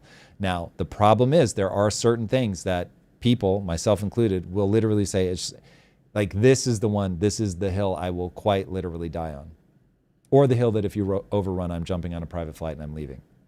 I mean, if we ever just wanted to take over the system, we should probably use violence because that's a tool for the oppressed. I mean, God, I know what clip we're going to. Let's watch the clip. This is hard. Yeah. All right. And this is quote unquote horrifying listen from three professors from Virginia Public Universities discussing taking down the United States through violence. Fanon says, you're no longer oppressed. You're now free. How do we Pause it teach for a that? second. Can you turn this up? Because I really want to hear this guy. It's all the way up on. All right, here. so let me set the stage for this. The way to think through this stuff is, it's possible somebody else has talked about this before and I've just never heard it, but I really want to cement in our community's mind the idea that I'm calling late stage liberalism. And what I mean by that is liberalism really works. The pursuit of truth, meritocracy, capitalism, all of that stuff, individual freedoms, the ability to explore and discover what is true, is incredible. And for hundreds of years has been slowly marching us towards the incredible moment that we live in now. The problem is it makes things so good, and every generation believes the world just is the way that they grow up in it. Mm-hmm. And so when I was a kid, I believed MTV would be forever. That MTV was forever and would be forever. Like, you just think that the way you grow up, that is life. You don't realize that everything is always changing all the time. And so what ends up happening is people grow up in a world where skyscrapers can get built. Nobody's being thrown in prison for something that they said. And so you just think like the world's pretty good. It will always be like this. There's always going to be money. Countries don't go broke because our country hasn't gone broke. That you have influence all around the world, that you can travel wherever you want, that the American passport is like a free ticket basically anywhere. This is great. This is wonderful. And this just is how the world is. Late stage liberalism is where it is so ingrained in people's minds that the money will just always flow, the money trees will always grow, that you don't realize that you can break your economy by breaking entrepreneurs. You don't even realize it's entrepreneurs that create that. Mm-hmm. I'm not trying to over-celebrate entrepreneurs. I'm just saying that economies have physics. And the only thing that gets people to pay money is that they get a result. So people don't pay for products, they pay for outcomes. And so what entrepreneurs do is they go, I really want to make a lot of money. I want to separate myself from the pack. Money is resources. I want access to more resources. And I realize the way to get those resources is to solve a problem, to find a thing that people really care about and give them a really dope solution where I create this economic engine that outputs something more valuable than the inputs. And there's a whole class of people that are just wired like that from an evolutionary standpoint. You give them the cultural milieu, the political policies where they're able to do that without too much risk. They're able to aggregate capital, borrow money, all of that stuff. And the output is this incredible economic system that we call capitalism. Okay, in late stage capitalism, we start breaking that because we believe it's a law of the universe. We don't realize that it's a bunch of psychotic motherfuckers like me that will lose sleep thinking about shit, trying to solve problems, dealing with all the difficulties, putting their own money at risk, being the only one to lose. My employees have always and will always get paid, even though I'm not getting paid. Mm-hmm. So, but like, people don't understand that that's how this fucking stuff works. I was making, there were two of us in 2010, maybe even 2011, two people in my household living off of $50,000 in Los Angeles. Mm-hmm. And on Easter Sunday, I had my wife in a freezing facility in, not quite Compton, but fucking as Compton adjacent as you need to get, making a prototype batch of protein bars. No one gives a fuck. It's like they just, money flows.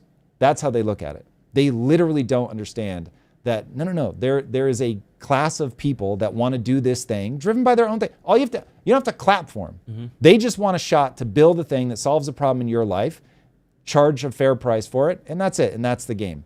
But we get to the point, which you're about to see in this clip, where they think that it all grows on trees. We need to be violent. To what? To confiscate things from the people that show up on Easter Sunday in the fucking cold to make the bar when there are two people living off of $50,000 in one of the most expensive cities on planet Earth. And it's like, they don't even have the frame of reference. They don't understand how the economy works. And so they start talking about violence from the safety of a world where it just all works. All right, now with that in mind, check this clip out. the class. Just to say that in the class, my students' heads explode, right? To tell them about violence, you know, Do you know why their heads as a revolutionary tool. because violence sucks. And the thought, like, dude, even in like Vietnam, it's some I don't know the exact figure, but this is going to be so close. 70% of people will stand on the line while being shot at and they won't shoot back. Like, violence is hard to get people to do.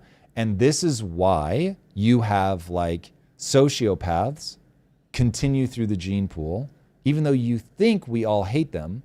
But the reality is when you start fighting, you want to throw some psychopaths at the other team because you're like, I don't want to shoot. I think in most firing squads, they know one person has a blank so that everybody can tell themselves, I was the one with the blank. Mm-hmm. So that you don't have to, it's just, violence should be something that people abhor. Violence should be a thing where people are like, what? Yeah. The most last resort thing you can imagine. As sometimes a revolutionary essential. We actually need to crash the U.S. settler state, which has incredible... Pause. We need to crash. What do we mean by crash? This is somebody who thinks, okay, we're going to crash this thing. Oh, but there's still going to be groceries at the grocery store. My AC unit is still going to work. No, it's not. You're going to get fucking stabbed to death at the grocery store because you got the last block of cheese. Like, these people are out of their goddamn minds. They are so lost in a frame of reference where shit just shows up that they can't imagine that this is all a bunch of people working in a coordinated fashion, very hard, very diligent, that there's so much cooperation that's required.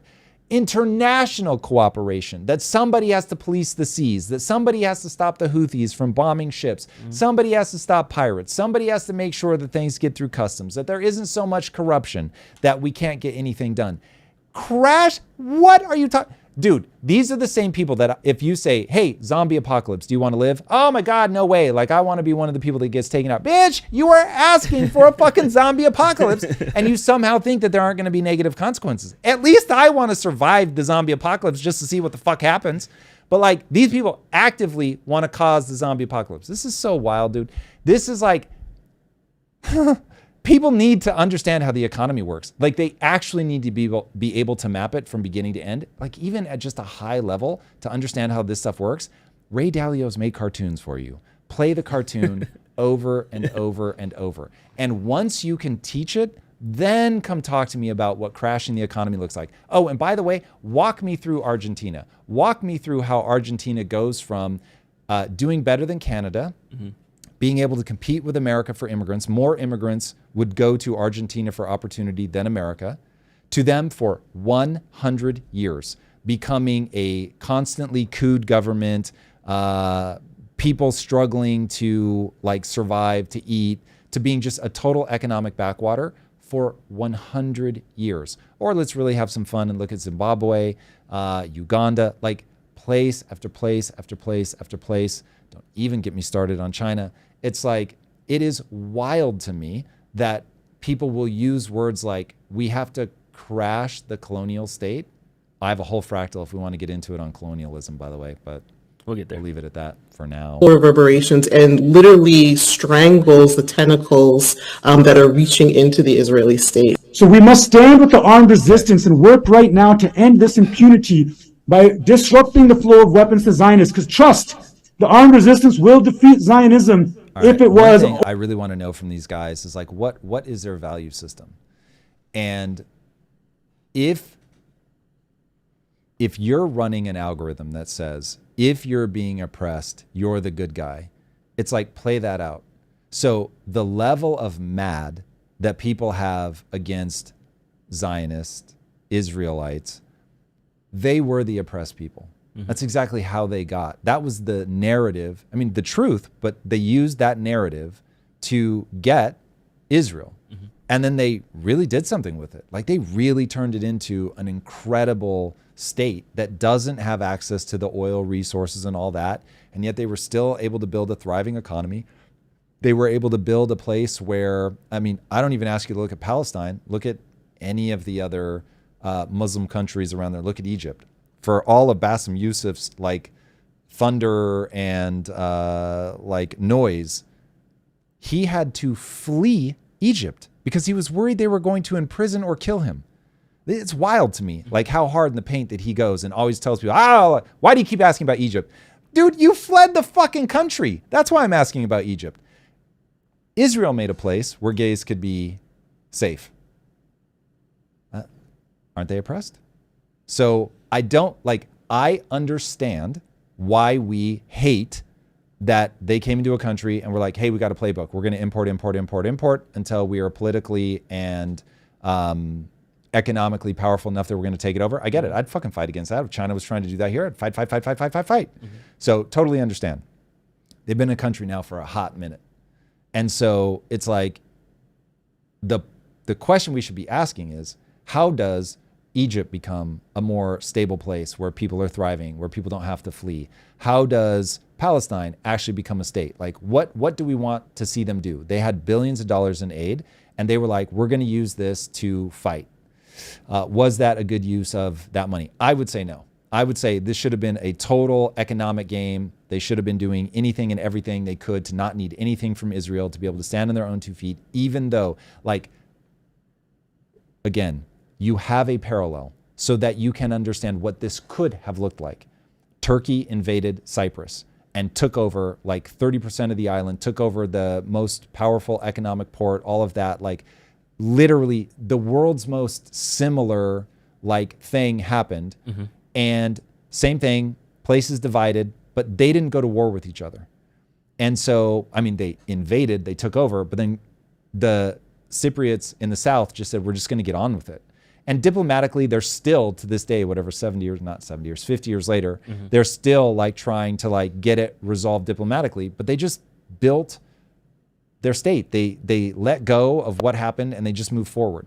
And so that would be my pitch. I'm not asking anybody to like that Israel came into existence, but saying that like this has got to be a violent struggle instead of let's just focus on we still have this, let's build this up, let's make this awesome.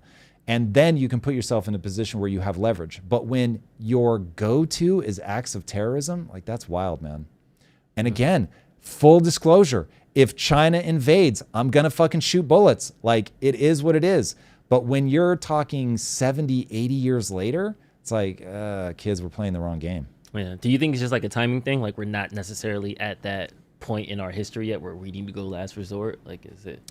Do you mean, because these guys are specifically talking about resisting colonialism. Mm-hmm. Is that what you're talking about? Or like where I think the breaking point is for violence? I'm talking about, like when should we be doing a call for violence versus this, what I'm gonna call a faux call or like a virtue signal call, but they don't really mean what they're saying. So I don't think you should ever use violence if somebody's using political means against you. I think you should use political means back. So, for instance, immigration. You don't start shooting people coming across the border. That's fucking wild. Mm-hmm. So instead, you go, okay, we're going to put policies in place to stop this. We're going to deport people, whatever. You use political means. If you created your own problem through bad policy, well, then you've got to live with the consequences of that, and you've got to try to reverse the trend with good policy. If somebody invades you violently, then you shoot back. But if like right now we have an illegal immigrant problem and exactly 0% of people should violently oppose those illegal immigrants. Now, using the government to come in and say, this is the law, we're going to stand by the law, and if you escalate, then we'll escalate with force. Yeah, of course. Mm-hmm. But that's the government having the monopoly on violence, saying these are the laws, we are merely upholding the laws. Yay. Once you start getting into and now we're going to take this into our own hands, we view America as a colonizing force, and we're going to resist violently against America's colonization of America. Like, okay, now this is exactly how you get shut down violently. Mm. Yeah. I feel like we landed the plan on this with the video. I mean, I'm shocked if the community doesn't feel some kind of way. So if Mason wants to surface whatever internal battle we need to have, There's not really much to battle about. The one thing that I do see is Reptoid saying, I'm just fed up with the Israel-Palestine conflict being placed before the needs of America and Americans. Yeah. I get that. I agree. I think to me, it is a proxy for the revolutionary spirit getting out of control, the oppressor narrative, like gaining so much momentum, the desire to feel like you have a crusade to go on, the Messiah complex. Like we all need to feel like we matter. And so imagine that you absolutely despise the weak being taken advantage of. And so you start talking about occupying powers. And then all of a sudden you're like, wait a second, America's an occupying power. And you're like, but I'm not giving my fucking house back. So while I get it, like, let's focus over here on this thing. Plus, we're in a populist moment. People turn on the Jews in these moments. And so, plus, Israel does not do themselves any favors by how hard in the paint they're going, which I have to fractal for a second. We also get into total war. And Douglas Murray has a really good line about this, and he is correct. All of human history, you just got your ass beat. And you just got murdered and murdered and murdered until you fucking stopped fighting. And that's how we got the borders that we have now. Mm-hmm. Now we live in a world where everybody's like, hey, you can kill a few people, but goddamn, like you need to only kill people in proportion to how they killed you. So like, let's chill, man. Go rape like 10 or 15 people, but you can't do all this. This is crazy. Back in the day, a fucking invading army rolled up and they killed everybody except hot women. And then they took them. This is life. This is how we got here. I'm not expecting anybody to be for it.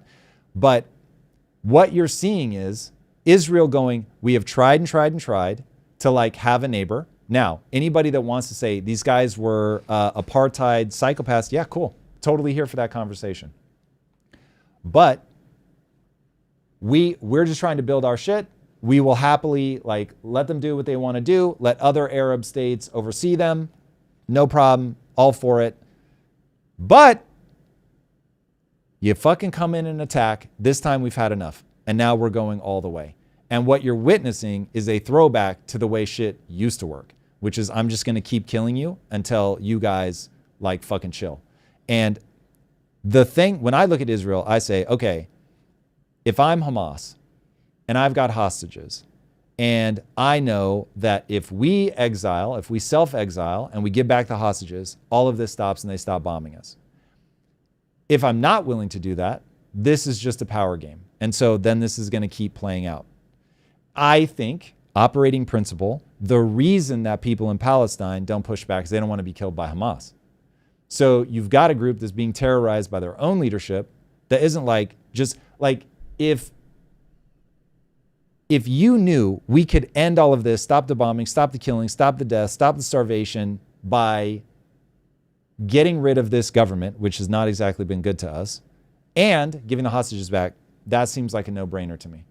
So until then, you're going to keep seeing them fight, man. And this is not me saying, oh, yay. Like, this is horrific. They are ethnically cleansing. There is no doubt about that. And that is, as far as I can tell, a fucking war crime. So not saying any of that isn't true. Realpolitik, man. Realpolitik. So people are, once it becomes like this is a moral equation, then we have to like pull forward what do we think are the real, like, how ought this be handled? Because if you can't lay that out, we'll never know if we're going to get there. Mm-hmm. And I don't think people have any clarity on how they think this ought to be handled. I think this is just this overly simplistic oppressor versus oppressed narrative. And so it is stop the colonizer at all costs. What happens when the roles are flipped? Are people going to turn on, like, let's say that Palestine starts thriving and the Christian community within there starts saying, hey, we're now being oppressed by the Islamic majority. Are people really going to go to bat for them? That just seems like a crazy way to go about it. Yeah. All right. Let's jump over to future tech and AI for a second. There's been some crazy. Hold on. Sorry, I can't do it. Are we that the community is really like, yeah? For the most part, like a lot of people agree with your take. Somebody just said Tom one fucking other gets thing it. I was going to bring up if we didn't move on was Ignitable Grim said it's not turning on the Jews to call out the Israeli government. Plus, there's Agreed. a bunch of shady things surrounding. Hold on. Gaza. Let's take this one at a time really fast. So I totally agree. Anybody that wants to criticize Israel, criticize. Fantastic. Like, I'm a freedom of speech guy.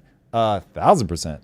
Now, whether Israel allows for freedom of speech or not, I don't know if it's enshrined in their constitution or not, the way that it is here in America. I'm all for it. Criticize all day long.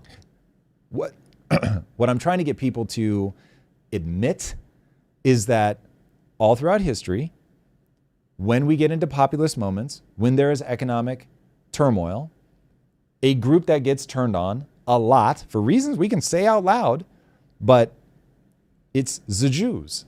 And once we can't admit that, then I'm like, this is where this all gets conflated. You've got to like pull out the Jews problem from the I fucking hate the way that Israel acts. Rad.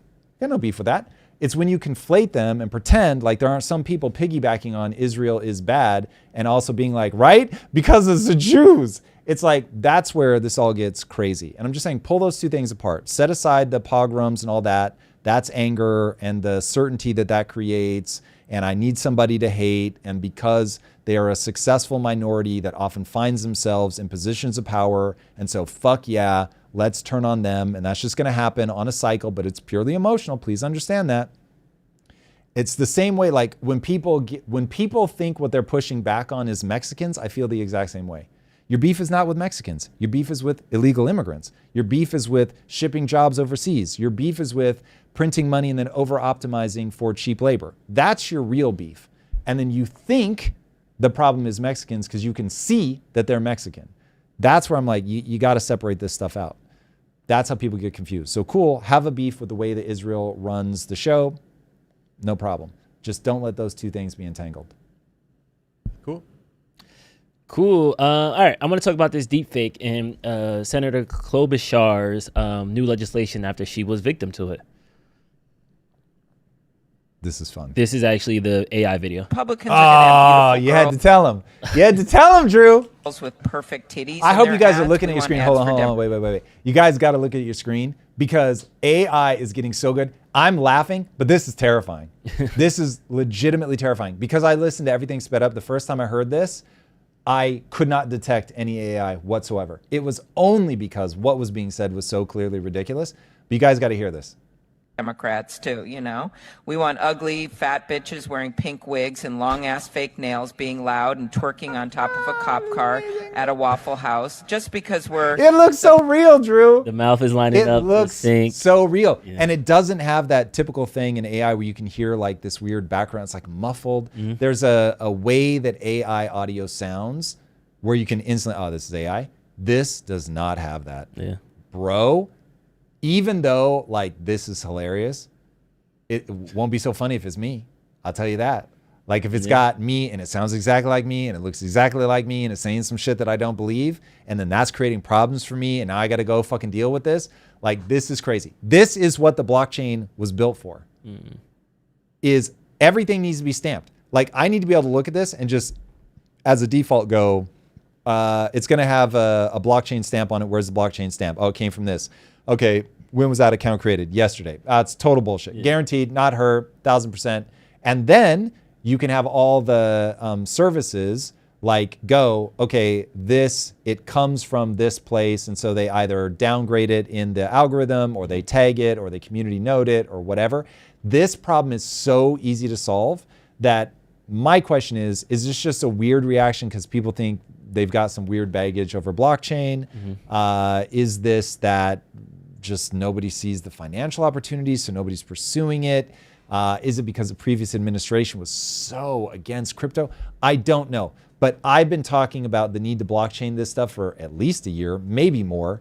Yeah. This one is just a slam dunk. The fact that nobody's doing this is wild.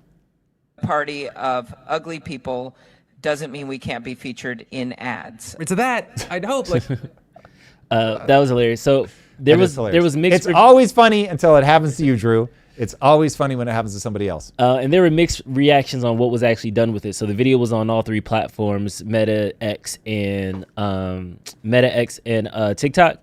On TikTok, completely removed. On Meta, it was flagged. On X, no flag, no removal. So are the platforms going to be forced to be responsible to identify this content? Like somebody has to.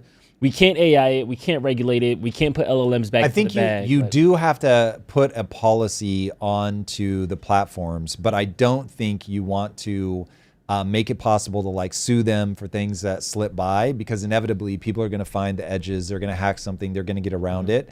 But to regulate them intelligently and say, yes, you need to have a policy, for instance, where you read the blockchain tag. If something doesn't have a blockchain tag, for instance, that it just gets labeled as this is untagged. And then that way the community goes, nobody's vouching for that. Yeah. It's like the equivalent of a political message where at the end it was like, I'm Tom Bilyeu and I approve this message, right? Now back in the day, you could believe in that because there was no way to fake their voice, their image. But now it's so easy to fake, that would never work now. But like getting a blockchain thing. So it's like, is it on a reputable blockchain, first of all? Is it from an account that we know? So it's like when you know that message really did come from the president or whoever, it's like, okay, well, they can say whatever unhinged thing that they want to say. So I don't want, like, if Kanye wants to come on and spew Nazi propaganda, I don't think X should be punished for that. If advertisers are like, listen, bro, like I would prefer to advertise on platforms that do crush that stuff down, cool. They should have the ability to do that. They shouldn't have the ability to act as a cartel, which they are.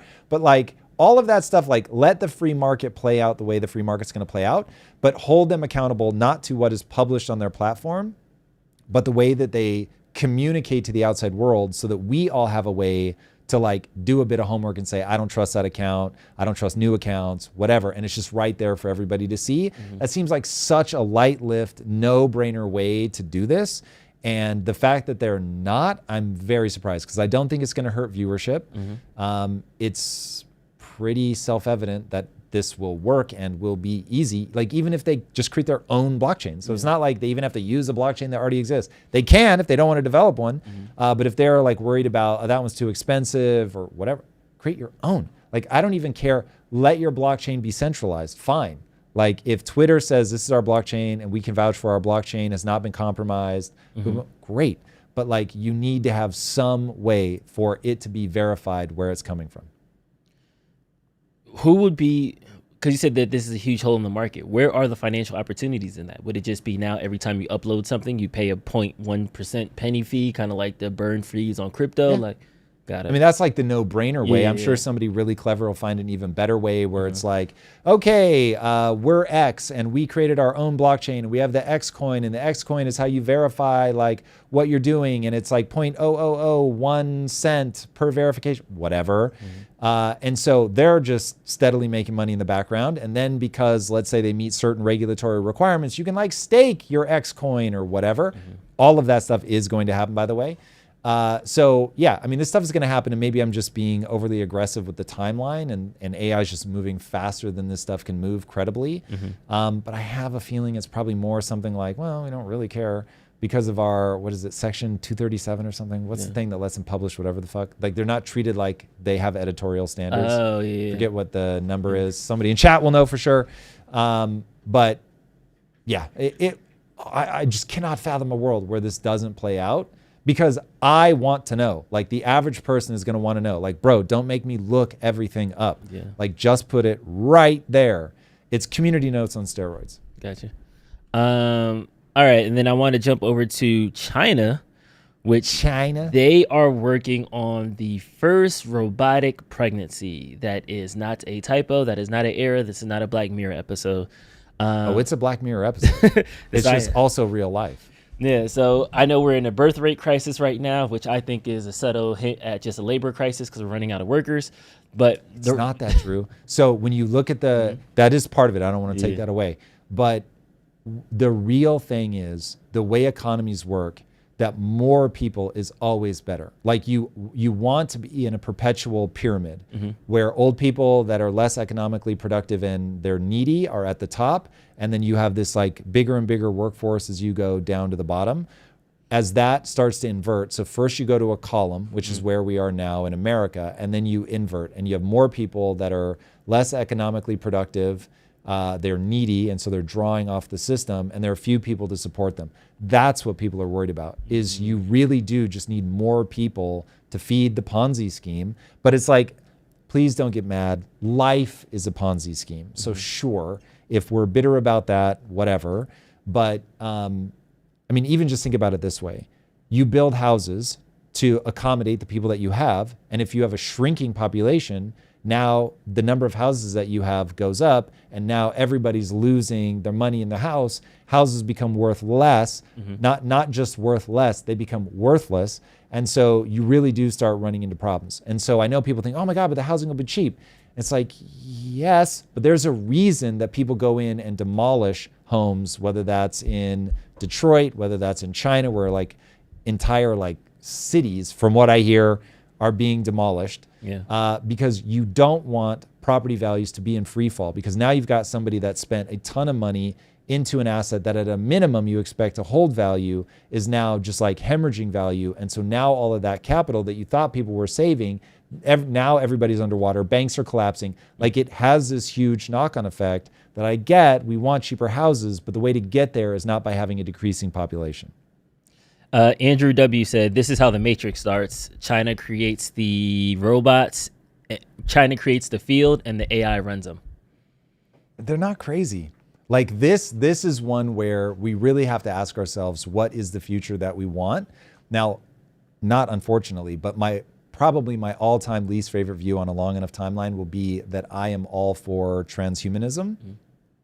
I do expect over the course of my life to, at a minimum, alter my biology. So whether that's growing my own organs outside of my body so that I can replace them as they wear out, whether that's actually going in and altering my DNA, or whether it's actually inserting chips into my brain, one or all of those will almost certainly, unless I die young, one or all of those will almost certainly happen to me in my lifetime.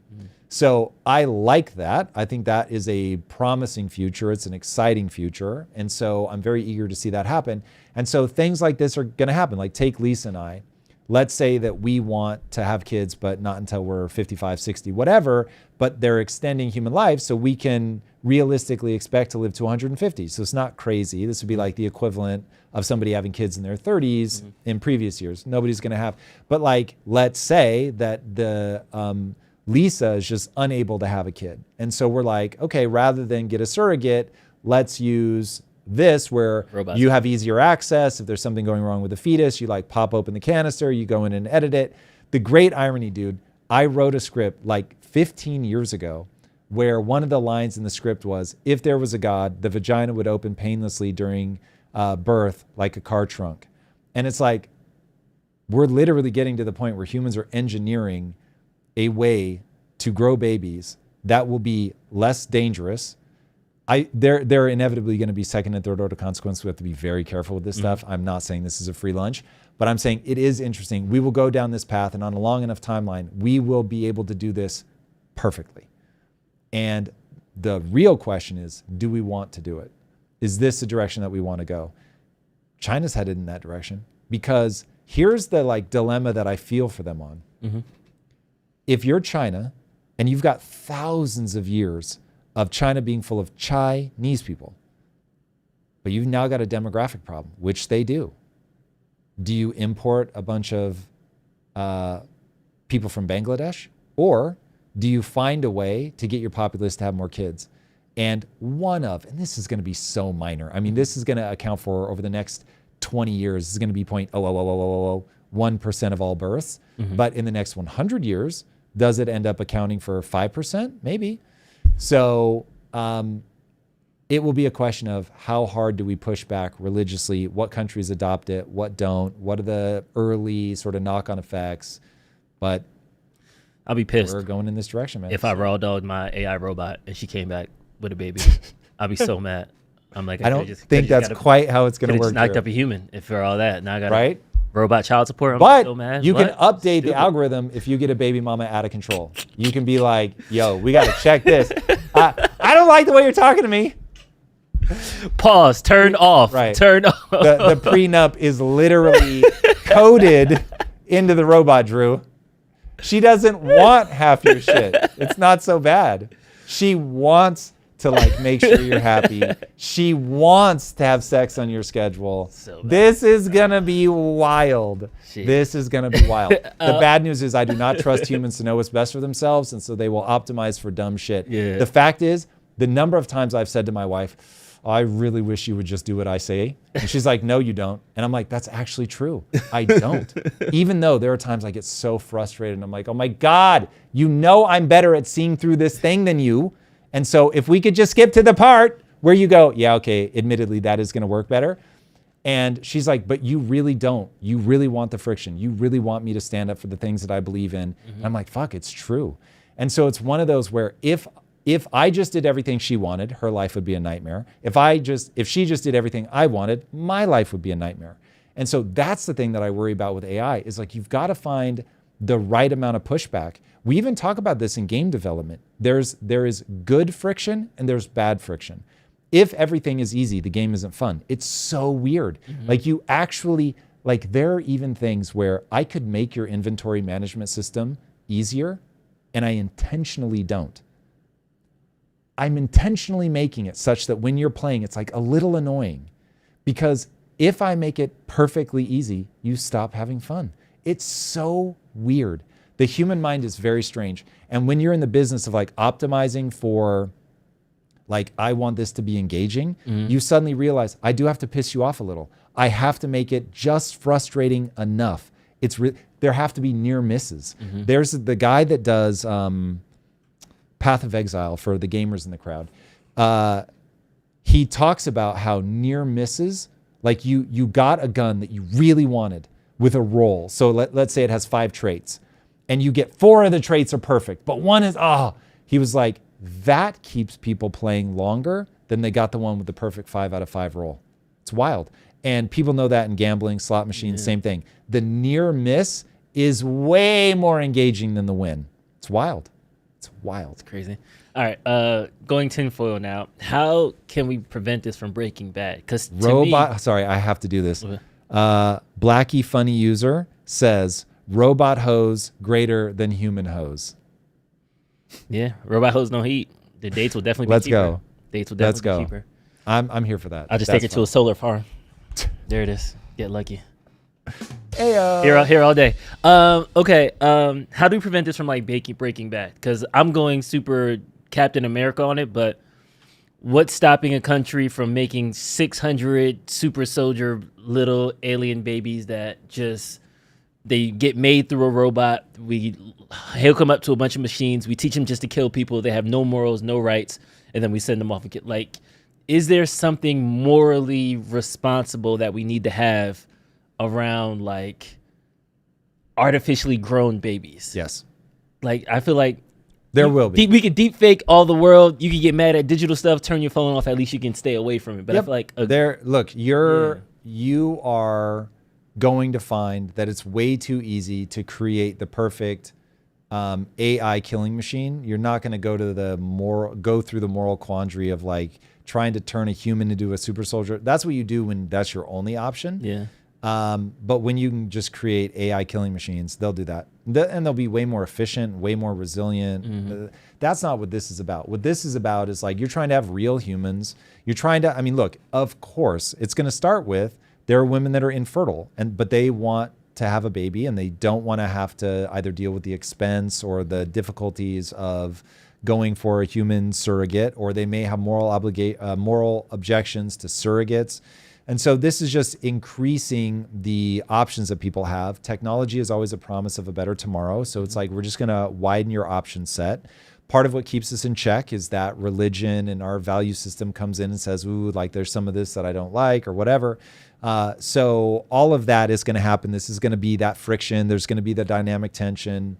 But people don't have to worry about these being mass produced for any reason other than we want more humans. People are having a hard time conceiving because people want to have kids later. So this is going to facilitate people being able to have kids in their 40s and 50s that are genetically theirs. So it'll be that. This isn't going to be they're creating like cyborg super soldiers. Now, down the road where that's going to be a real collision is humans are going to want to change themselves. Like the real thing to worry about is AI is going to come on board. It's going to be better than us at everything. And then Neuralink is going to say, but I've got a chip for that. And now you can be as smart as AI. And people are going to be like, yeah, yes, please. So that's the one you have to worry about, where people are just like, I want to do a thing. I'm not trying to like mass farm these. I'm not trying to inject myself into the matrix. I want that thing that lets me see in infrared. I want the thing that lets me communicate telepathically. I want that thing that takes my IQ from, 105 to 165. It's like, yeah, give me the upgrades. I want the thing that allows me to store memories with perfect fidelity. That's going to be what happens. It'll just be this slow march towards like, yeah, you're making things better. I want to grow my organs outside just in case. My eyesight is going bad. I want to grow my own lenses and have them inserted. And hey, while you're doing it, like just put that chip in there that lets me see in 17 different wavelengths. And so it's going to happen like that. I'm going to call it right now. Fractal. You set me up for a fractal. No, yeah. I'm 100%. Let's go. I'll go off script right now. Is there a moral ought that we need to think about? Because right now humans have a lot of hubris with immortality. I can grow babies better. I can make a better world. God is doing a terrible job. Let me do it. This is the most. I don't know that I concede hubris yet. Okay. But keep going. I was going to say, this is the most predictable story arc in every Shakespeare, AI, sci-fi, horror film. We've seen this repeated over time in storybooks and how it kind of falls right. He flies too close to the sun. He kills himself. The AI robots take over. All these other things. Is there something we actually need to, just as a society, let's just take a step back. Tom, looking at it very soberly. I love the AIs. I love LLMs. I'm trying to build an app right now. But should we take a different perspective lens and just look at it like, wait a second, let's just take a beat real quick. Is there a ought that we need to institute, that we should be thinking about, that should be happen? Here's the thing. So this is going to be the debate. And I believe that we should only be doing things that lead to human flourishing. Now, you're going to have a hard time getting everybody to agree what human flourishing is, but I think it's relatively easy to pinpoint. You will look around the world and realize, whoa, a lot of countries, just at the national level, are doing things that are completely anathema to what I believe is human flourishing. If I'm right that religion is the most effective vehicle at distilling and transmitting value systems, you're going to have a whole bunch of ought coming at you from a whole bunch of different directions as we collide with this. And the world that I envision, I wrote about this in the comic book that I wrote, it called Neon Future, where I really believe it's going to bifurcate society. And the only thing that I don't know is it going to be a 90-10 split, a 50-50 split? Like what is it going to be? But I think ultimately technology will win because it's more effective. It's just more powerful. And so while it may literally change what it will change what it means to be human on a long enough timeline, whether that's 100 years or 1,000 years, it will change for sure, because we will gradually march towards being synthetic beings on a long enough timeline. And religion, I don't think, can contemplate that. And so you'll either get new religions that give people the same moral frameworks, allow them to transmit across this transitionary period, or you'll just get open warfare essentially between the people that are like me, so I'm grounded in morals but not religion. So I'm like, well, as long as this is leading towards human flourishing, as long as this is elevating other people, I'm all for it, and I have no problem becoming more and more synthetic as time goes on. Like I don't value like the biology of it all. I value this is uplifting people, this is making them feel better, this is a beautiful thing, this is contributory to a society that is moving forward in a sane way, makes people feel more expansive, it uplifts more people, it pulls people out of poverty, it gives them a better life. Like all things that are, in my opinion, just ridiculously easy to define. As long as it's doing that, I'm for it, and the second it's not that, then I'm not for it. So it's like when I look at the way that males are struggling right now, I'm like, oh, that's interesting. I think, and this is not debate, but this was a conversation I had with Huberman. When does that episode come out? Tuesday. So watch that episode, fantastic episode. And we were talking about, does modern life uniquely hijack the brain of males? And I think it does. And I give my reasons for why it does. And so given that, I'm like, I believe in technology. I believe that it's a promise of a better tomorrow, but I also believe that it can become pathological, and you've got to be very careful about how are we doing technology? What are the things we say yes to? What are the things that we say no to? How do we have a relationship with it in our own lives? How do we not become addicted to it? So it's going to be this really difficult thing. Morality is going to play a huge role. Religion is going to play a constraining force. Culture is going to play a constraining force. Competitions between countries will be an exacerbating force. AI taking jobs will be an exacerbating force. And so you're going to get that tension, whether you want it or not. And in that tension, we will find a path forward. So should there be a restraining force? Of course. Are we all going to agree what that restraining force is going to be? No. Will it be conscious? No. There's going to be a lot of just emotional fighting over this. And then some of it's going to slip through just because we're in weird economic times right now. And if AI were onboarding 30 years ago, this would be a very different story. We could keep China in check. Russia had already collapsed. It was just America. America could clamp down on it. And then we could have slowed the adoption curve. We can't now. We have a super chat on this topic. Let's go. From John Super Kragnes. chat. Tom, why are you so certain the timeline will survive the abuse over all of these improvements and not cause terminal second and third order consequences? Walk through the human's emotional responses to not being needed as moms. Okay, so that's a little bit of a surprising read on my actual take. So my actual take is that there's going to be violence. So I think we're at high risk of deep problems. So we have to be very careful. It's just that you're never going to be able to stop technology. So given you won't be able to stop technology, that is an impossibility. Game theory tells you there's no way to stop technology. Why?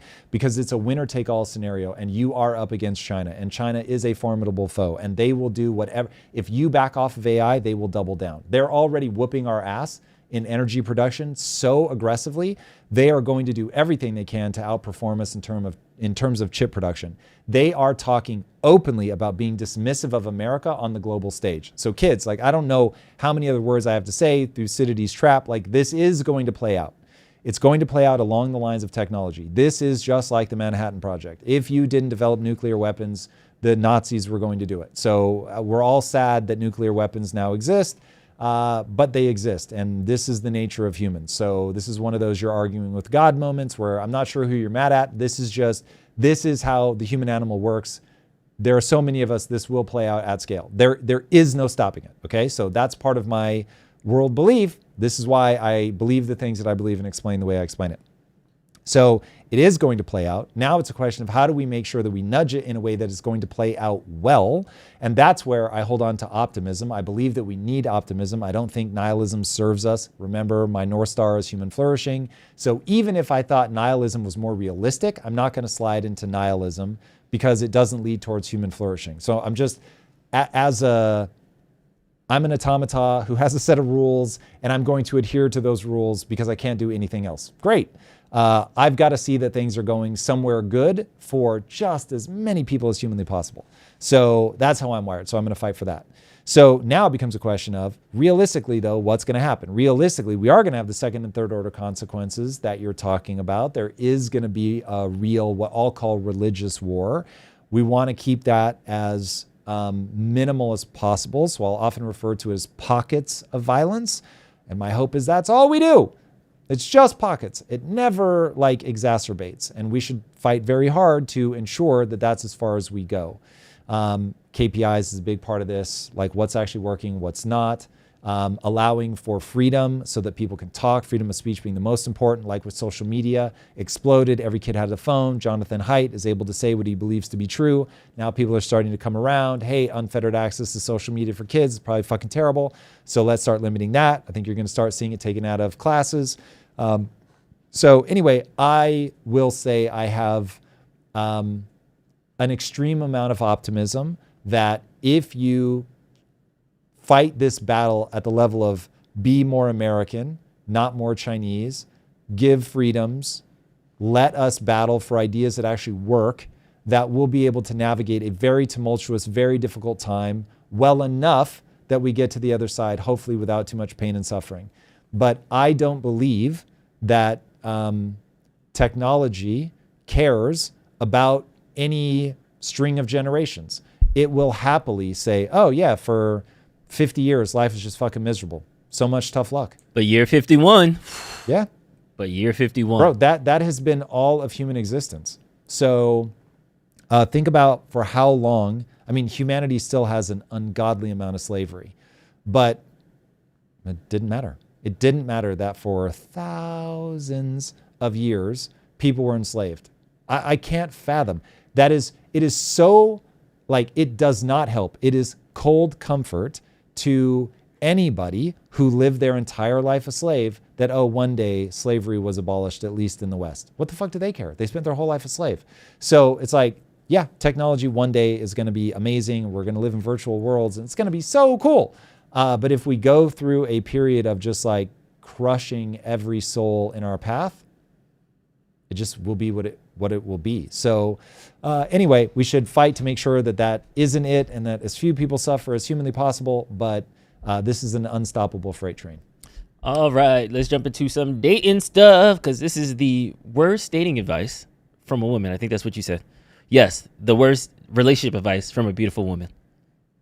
Really Diabolical things I want in a man. Number 1, height. My man's got to be above 6'2". My last 2 boyfriends were 6'3". All right, pause. Merely the way that she talks just is like fingernails on a chalkboard for me, because this sounds like somebody talking about all the things that they have to have in a car. Mm-hmm. Like there's already this sense of entitlement, mm-hmm. and that is wild. Like if you're going into an exchange with another human being and you're like, oh, they're going to have this. Like I remember somebody once asked me, Tom, I was 18 or 19, describe your future wife. And I went through like a list of things, but it was me listing things that I admire in women, that I find sexy in a woman. It was not things I felt I was entitled to. And that's where like this really goes awry, is you're not trying to get to know the person. You're not saying like, oh, I want a partnership. I understand that relationships are difficult and it's compromise. And all.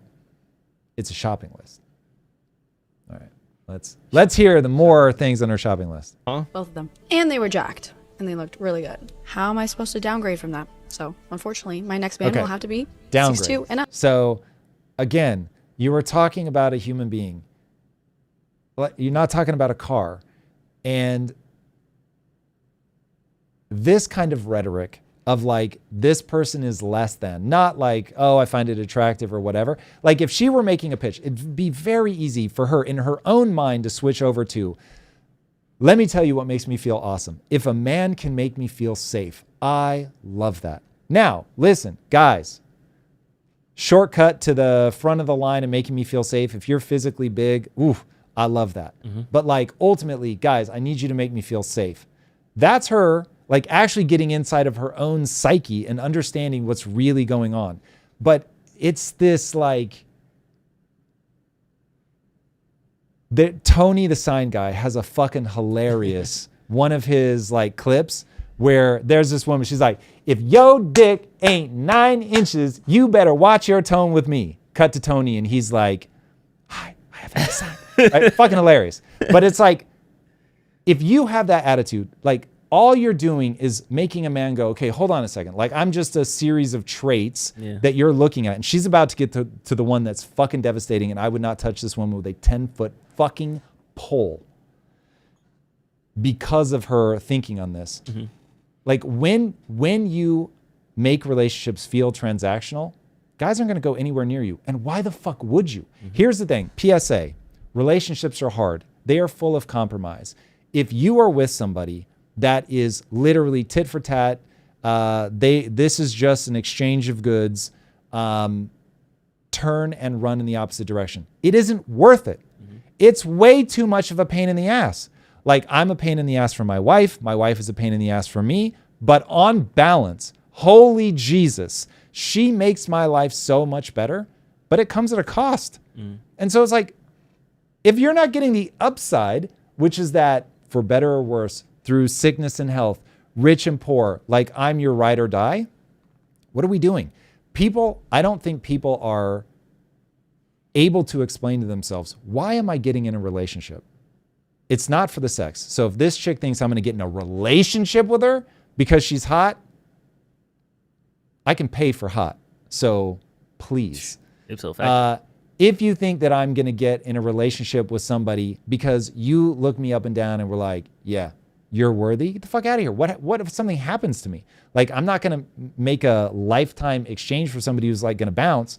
Anyway, she's going to get to something way, way worse here in a second. No, number 2, you can't have Can a you guy. imagine how mad she would be if a guy said, my next girlfriend has to have at least a B cup? Can you imagine B that? cup. I need 6'2" you is built. not a I B need cup. you- 6'2" is like double D. Like, dude, be realistic. She's got to be a 10 and she has to have tits so big that her back is breaking. That's what she's saying. Fit and going to the gym multiple times a week. I'm sorry, like, I'm just not going to date a fat guy. If I can be in the gym 5 days a week and be fit and care about how I look, you can do it. Number 3. Facts. But here's the thing. True. Take care of yourself. I thank Lisa routinely that she takes good care of her body. And I get to enjoy that. I am a sexual creature. I love that I still find my wife in her mid-40s to be sexually attractive because she fucking does lunges, baby. And let's just keep it real here. I love it. I love it. Keep doing them lunges. I'm here for it. Shout out to the lunges. Right? The lunges, the squats. Oh. Yes, do it. It's leg day. Let's go. But the way that she says it is so horrible. All right. He cannot have a salary cap. What? Whatever career he's in, he needs to have multiple streams of income, and we need to be able to make as much money as possible. That's why I will never date a guy who works in like corporate. What is Okay. Dude, boys and girls, we were meant to come together and make each other better. We were meant to realize that by ourselves, we cannot do the things that we can do together. This is somebody who is trying to cash in on what I'm doing by myself. Where you want to get back to, this is some old school shit, but where you want to get back to is you want to find somebody that you're like, all right, let's do this together. We're going to like get great together. Not like you're going to go do that shit. You're going to make that fucking money. And then you're going to come find me and I'm going to be hot. Because I've got some really bad news for this chick. You're going to get fucking old. And if you're with a guy who's like, hey, we're just making an exchange. I went and got rich. I get to see, are you hot? And now we're going to be together. And as long as you're hot, I'm going to be here. And as long as I'm rich, you're going to be here. Fuck that. Like, there are going to be guys that are richer than this whatever guy you end up finding. And if you're going to bounce because you find somebody that's hot, making more money, he's going to bounce when he finds somebody that's hotter. Why would you make all the compromises? This is so fucking dumb. This is like the most self-destructive behavior I can think of. This is like, hey, let me think about what makes life worth living. Love, Drew. It's the most comical, ridiculous thing ever. But I'm telling you right now, as somebody who's made a lot of money, as somebody who's been clapped for by a large portion of the world, I'm here to tell you the only thing that is going to come to your aid is requited love that you have poured into somebody, that you've been there when the shit has been going against them and you rocked with them. And you're like, I got you. You don't have to worry. Like, I'm here for you. And then bad times for you. And they rock with you and they are there for you. That's the juice. That's the thing. That is what life has to offer you. And there is something about modern culture, like it's a whole bunch of things. It's not going to be one thing that has led to this. Okay, literally for her, instead of clowning on her for a second, for your own sake, you are setting yourself up for failure. I know you've been attractive your whole life and it feels like it's going to last forever and it's really not. And you're going to start going invisible at like 27. By the time you hit 35, no one gives a fuck. Like, you're toast. But bro, you've got like 40 years left on your life.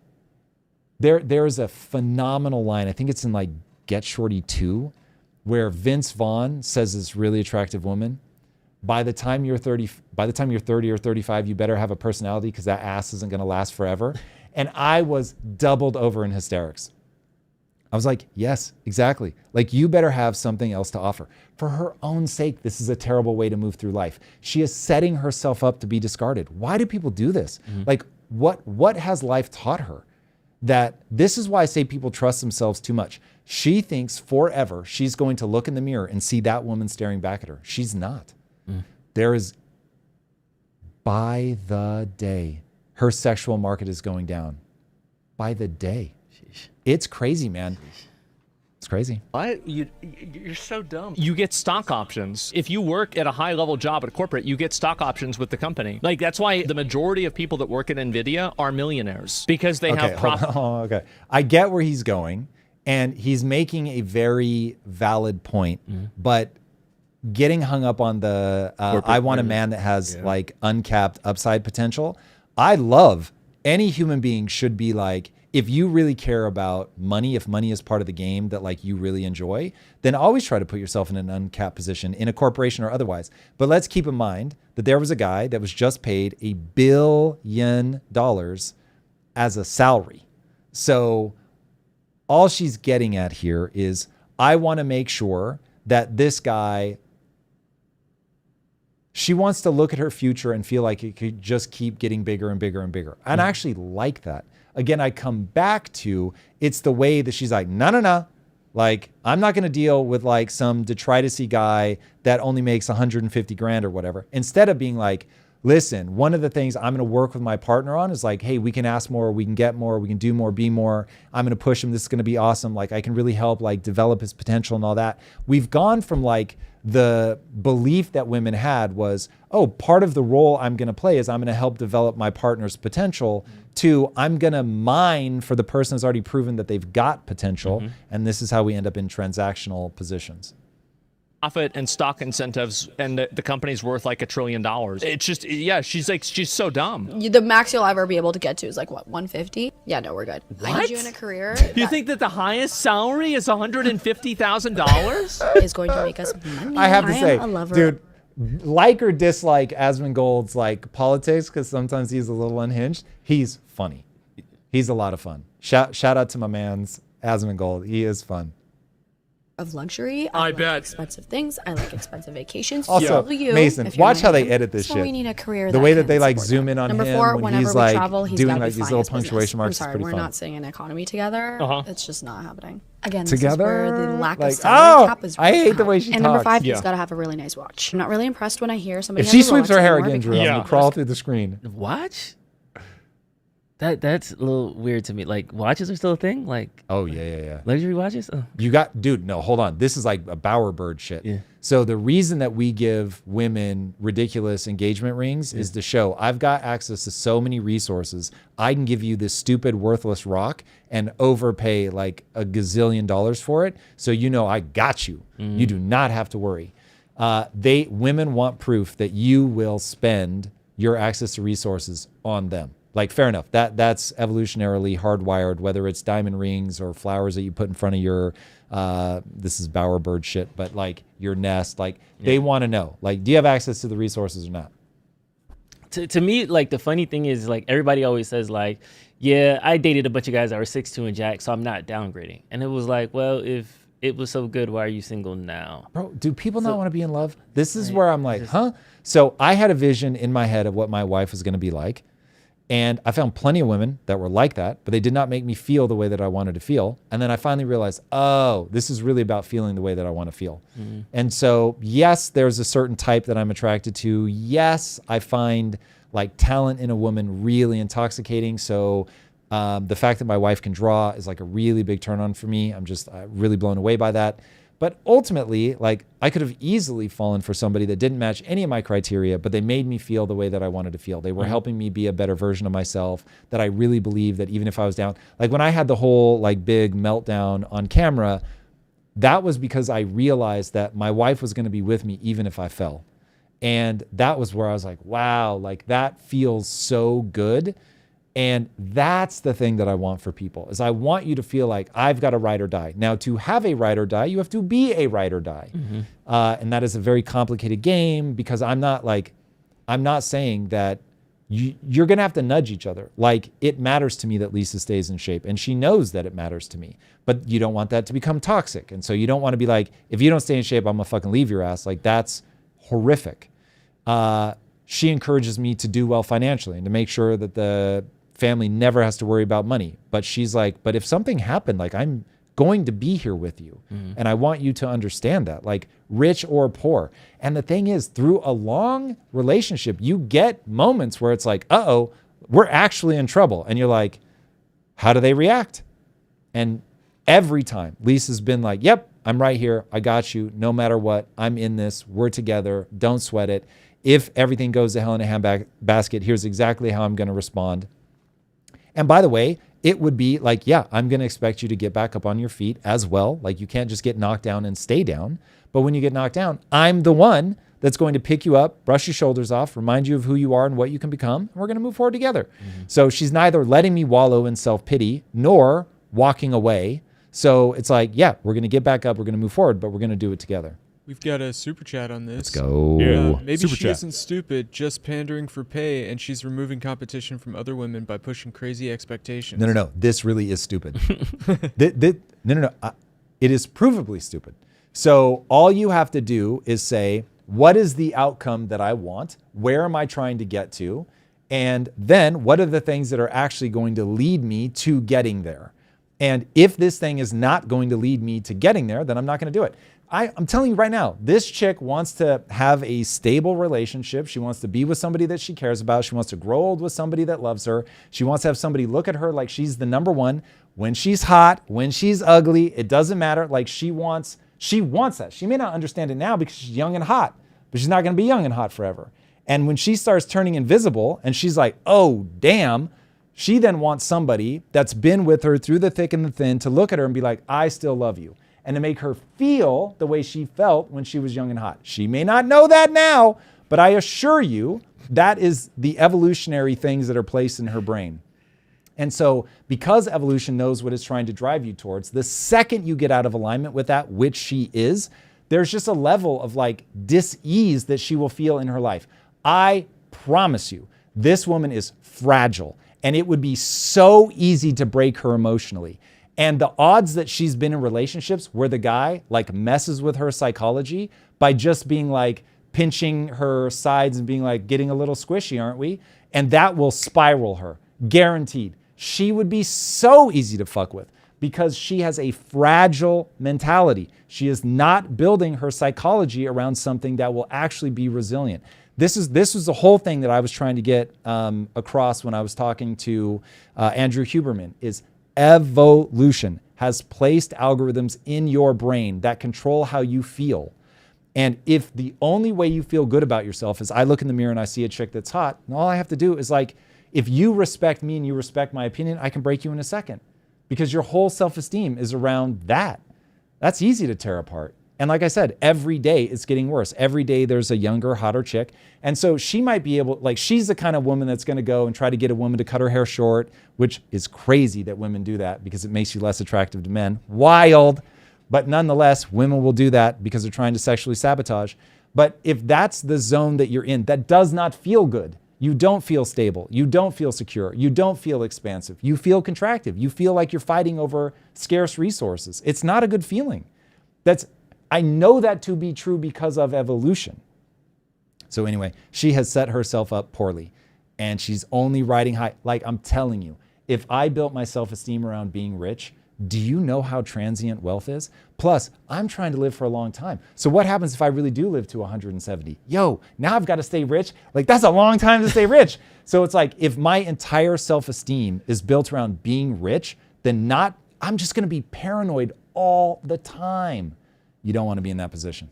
Also from chat, why is Tom mad? She's just capitalizing on her appearance. Go capitalism, right? Tom is not mad. Tom is sad for her. Just off camera is my favorite human in this world. I'm good. Not only am I rich, but I actually optimized for having a relationship with somebody that would survive failure. So this is a PSA, y'all. don't confuse the presentation layer, which is me. You guys forced me to be entertaining. So that's the entertainment layer with like, for real, for real, for real.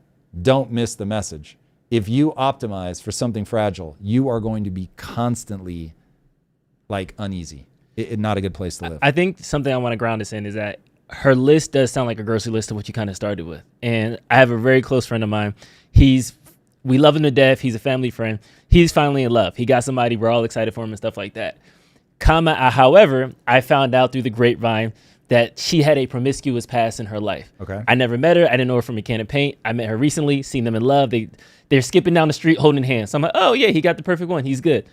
Once I heard that past story, I'm like, ooh. How promiscuous? Can we triple digits? I don't know the triple digits, but I'll give you one better. Dang, I can't. This can't go. Do it, Drew. I can't. Just between us. Somebody close to me got married, and they called me and was like, I don't know if I should invite him because 2 or 3 of the people in the wedding I know that his girlfriend have slept with. So it's like in the she's inside the circle type thing. Yeah. Like she's not a right. you know what I mean. So it's one of those things where it's like it's uncomfortable because while everybody is happy for him, right? I'm like bringing it back to her. I could tell that his list isn't she has to be this, she has to be that, but it's like we can be compatible, we can live together, we can do all these things. Right. And my personal conversations with him had told me like, oh, okay, I can build my future with this woman. She has all the intangibles, she holds me down. But you're worried? How do people reconcile that though? Because the only thing that I would worry about there is it going to carry forward into the future? So if she's going to be faithful, okay, cool. Then I don't have to worry about that. That is huge for me. The thought of ever having to like check Lisa's phone or anything like that, just like she's thinking about somebody else, bro, it's no longer worth the compromises. So as a reminder, relationships are compromised. They are difficult. You're constantly giving things up that you wouldn't have to if you were single. Only do that if the payout is bigger than the cost. Otherwise, it's nonsensical. So if I had to worry that I can't trust her, so if she's untrustworthy, then okay, that carries into the future. If she was having that kind of promiscuity because there was a part of her soul that she's trying to fill with penis, then I'm being sensitive to, we've got some youngins in the crowd here today that might have otherwise been delivered differently. But if she's trying to fill that in that way, then I'm like, oh, okay, hold on a second. Like this is. And I'm sure in her past she was, whatever. Yeah. And so if now it's like, am I going to try to be a part of the healing process? How much of that drama do I want to invite into my life? But if it's like, she's dealt with it, that wasn't what it was, and moving forward, we're going to be good, like fine, no big deal. Everybody's going to be different there. You need to be honest with yourself because you don't want to be the one bringing her past into the present. So if you have a problem with it and it's going to keep being a problem, then don't move forward. Now, if my friends have beef with something that I don't have beef with, I literally don't care. Like I don't have the way that other people get jealous. Like I do not get jealous. If Lisa was like oohing and awing over a guy and was like, oh my God, he's so hot, this is crazy. I don't care because it was my wife. We were at a pool party and my wife tapped me on the shoulder and was like, hey, there's 2 topless chicks over there making out. And I was like, if I could marry you again, I would marry you again right now. This goes into the Hall of Fame like stuff that you came over and like, hey, you're not going to want to miss this. I was like, you're the greatest. So given that she's not weird about, because look, we said in the beginning, I'm always going to find other women attractive. You know that, right? I'm not I only have eyes for you. I have eyes for attractive women, full stop, period, end of story. But I'm committed to you. And that's way more interesting to me than attractive women. So I don't want you to waste time being worried that I don't find someone else attractive. No, I find them attractive.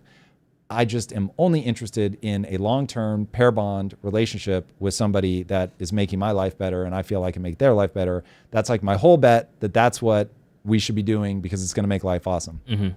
So if you find somebody attractive, you don't have to pretend that you don't find them attractive or whatever. Also, if like you see a photo of somebody and you're like, ooh, I wish you had a physique like this, I'm not going to be traumatized by that. Like, tell me, what do you think is the ideal physique? Let me work towards it. So like that, we talked about that stuff like in the early days and like all that. And listen, she was very rewarding. When I was like really on my 6-pack abs kick, she let me know. She was like, I'm a fan of this. So, but she was also the one was like, and now you don't have a personality. You've taken this too far. Like 6-pack abs are not a substitute for being a real person. And so, you know, you nudge each other in the direction that you want to go. But if you can talk through this stuff, it becomes joyful. But if it's just a shopping list, It's bad. That's what I mean. I feel like it's attribute. They have to like possess, they have to be, versus this person makes me feel this way, or I can confide in this person, they make me feel safe. So it's that. I feel like you're triggered right now. I'm gonna keep pushing the envelope. Let's make it worse. Let's go. Go as dark as you can, Drew. Yes, let's go. This was a video out of Europe that got me as well. Here we go. What we've got at the moment is an aristocracy of wealth in this country. It's also true of the United States as well. So what I would do, and I wouldn't is be ruin opposed everything? to, by the way, I wouldn't be opposed Let's break to it all 100% down. inheritance tax. There it is. 100% inheritance. Let's go, of course. Why would you want an economy, Drew, when you can have slavery? Let's go. Let's take it all. Take everything. Work, and then hand it over to me, the government, so I can give it to who I choose. Word. It's worked so well in history, Drew. I love it. Complete confiscation. Let's ask history what it thinks about complete confiscation. This is full retard. And you never go full retard, as we know. I do not understand what these people are thinking. This is so wild. So the UK goes from hundreds of years of building up the greatest empire. They get to the point where the sun never sets in the empire. You can think what you want about colonialism, but clearly they got so strong, so economically powerful that they could do whatever they wanted in the world. Now, you may want to check them morally, but I just want to explain that by allowing for that aristocracy, by allowing for people to pass on wealth to the next generation, you're able to build a war chest. You are able to be economically strong. You are able to become the most dominant empire the world has ever seen. Then, by doing whatever 70 years of not allowing that, of doing outrageous death taxes, by being confiscatory, you have become a tiny island off the coast of Europe. And it's like, okay, like if that's the game that you want to play, but this is literally ridiculous. So people are going to say, like, why do we owe black people reparations? Because we put them in a position where they were just never able to build this economic engine. Exactly. So if you're going to say that's a problem, that my great-great-grandparents, like, you broke their ability to make money and that is carried on through the generations, yes, what you're saying is you've got to create momentum and that it gets passed down from generation to generation. And now they're just saying, nah, fuck it. Like, whatever lesson we thought we learned over there, we didn't really learn it. Let's just take everybody's shit. This is so dumb because it doesn't work. This isn't a moral thing. This is that money has physics. Or maybe let's say 99%. You know, my rule might be that if you can put it in 2p bags, then you can hand it over. That's fine. 99, 95%. I'm being provocative, but you see what I mean. I would not be against a far higher rate of inheritance tax than we have at the moment. I'm being stupid. Which is if he had said I'm being stupid, then I'd be like, yeah, okay. At least he sees things clearly. 50% above a certain threshold. I wouldn't be opposed to putting that to 50%, Why is 60%, it, so 70%. Here's the thing. Why does it become his money? That's what I want to understand. Here we go. Because I think the quid pro quo should be twofold. One, that helps fund public services, which actually helps level the playing field in achieving a true meritocracy. So, boys and girls, I did a video on this. Who actually pays taxes? So in America, 50% of America pays 97% of the taxes. If you're like, hey, we really want to make sure that we have a robust social system, like let's say that that's your goal. Who's done it before? Dear entrepreneurs, the question I always tell you to ask, if you're going to try to do something, ask, has somebody done this before well? And the answer is yes, people have done social safety nets well. The Nordic countries. Now ask, how do the Nordic countries pull this off? They pull it off by taxing the life out of the middle and working class. So if you're going to say, okay, we're going to stop just trying to tax the wealthy because there's never going to be enough money. You can't do it. Remember the Laffer curve. The more you try to tax the wealthy, the less income that you actually get from them. So after World War II, here in America, we had a 90% upper tax bracket and we took in less money per taxpayer than we take in now. So I know people want that to work, but it doesn't work. The way that you pay for all of this stuff is you tax everybody. You do not just tax the wealthy. So you've got your choice. You can either try to be punitive, which is what this guy is doing. If you map him as somebody who's being driven by resentment, you will get much closer to understanding what his bag really is. But what he is putting forth won't actually work. So if you want to go all the way to the Nordic countries and you have to tax like the Nordic countries, go heavy on the VAT tax, tax consumption, tax the middle class, tax the working poor, sadly. You just got to tax. It's the only way to have a big enough tax base. This is the best part. 2, it will help us reduce taxes on income. Because at the end of the day, I want to incentivize work. I want to incentivize productivity. Okay, you've already taxed their income. So this is just another tax on top of something that you've already taxed. Also, by the way, all you're going to do is make sure that people find every loophole conceivable to get around this. Yeah, this is both destructive and forces people to act differently in a way where they're like, oh, if I can't save any of this, guess what they do, Drew? Spend it. They spend it. And so now you're getting people to waste money instead of saving it, instead of being able to pass it on, instead of that flywheel being able to get strong and each generation gets a little bit economically stronger. You just piss it away into the government, which has proven over every country, over every period of time, that they are the least efficient with capital. Again, we're going to need to make a t-shirt about this. Even China turned to capitalism to pull people out of poverty. I want to incentivize people to get up off their backsides and do Guess more. what does it? You Guess what don't have incentivizes a people right to to work? inherit. You should have a right to work while you're alive and keep more of your own money. That to me is more. What is he saying? You don't have a right to inherit. This is wild. He literally is just contradicting himself. This is so crazy. Play that part again. This is so wild. I have to make sure that I heard what he said. And do more. You don't have a right to inherit. You should have a right to work while you're alive and keep more of your own money. That Bro, to me what? is more important, way What more is he important Hold on. than your right to just inherit. Stop. So he's really saying that upon death, fuck you. Because while you're living, you should have a right to do with your money what you want. Now, by his logic, I'm in the hospital. I'm about to die. Since I should be able to keep my money, I should be able to spend it on what I want, right? Okay, well, the thing I would like to spend it on is my kids. I would like to give them all my money. So as long as I do it before I'm alive or before I die, we're good. This is so idiotic and so like immediately self-contradictory. Drew, this is really going to be the thing. Like, as I think about, okay, if human flourishing is really your thing, like what are the things that you need to be fighting for? Equal opportunity, huge. Got to fight for that. Economic literacy, got to fight for that. Reducing debts, got to fight for that. Like this is so stupid. And what I don't understand is you get into an audience where the audience loves the way that you make them feel. And so they don't really care about logic. Like they don't care about, well, walk me through the steps of how that actually works. Again, because I just had this conversation, I was talking to Huberman about this.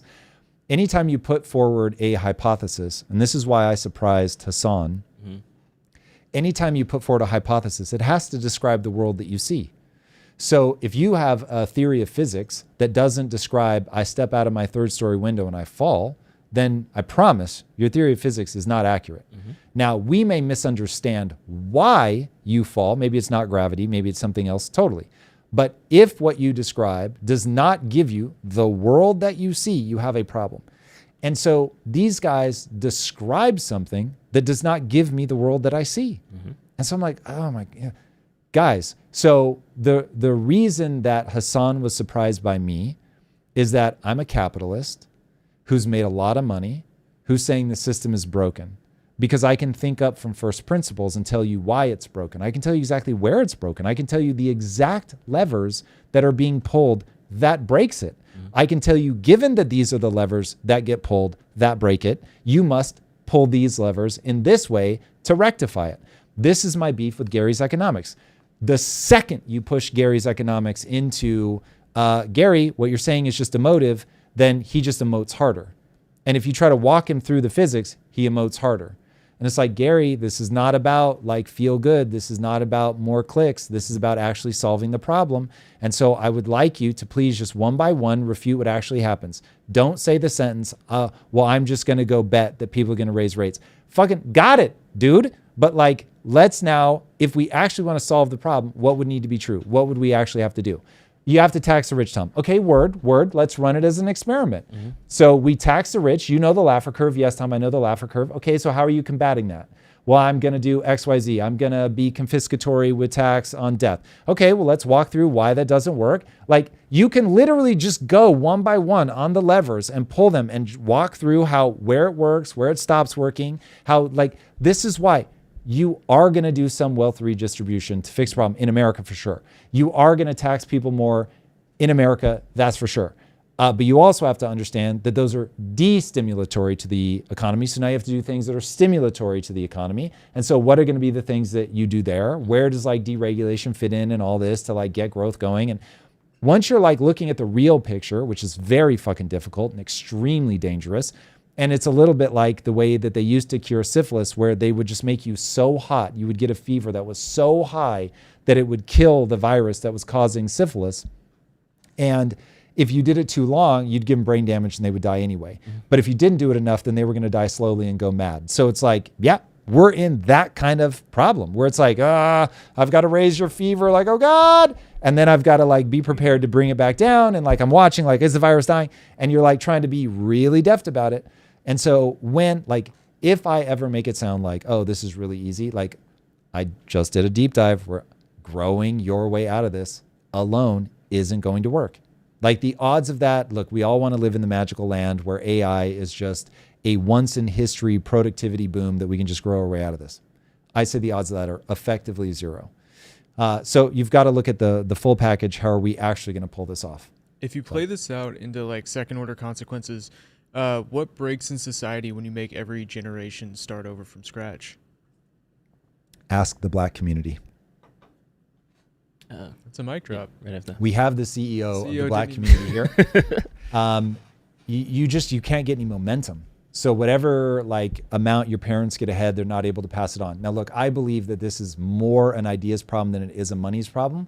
But do you really want to put people in a situation where they have to only rely on the money? Or only rely on the ideas? You want to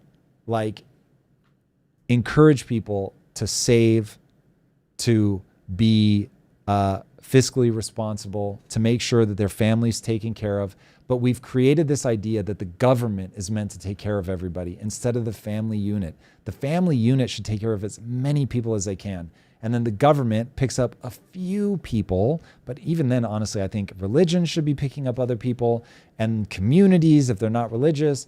And then, yes, I like that the government has safety nets. I like that the government really works to put infrastructure in place, regulations in place so that there's downside protections for capital investments and things like that. So we can build things that just make sure that there's velocity of money and that we're living in a society with technological growth and that more and more people are taken care of with things that used to be expensive are now made cheaper.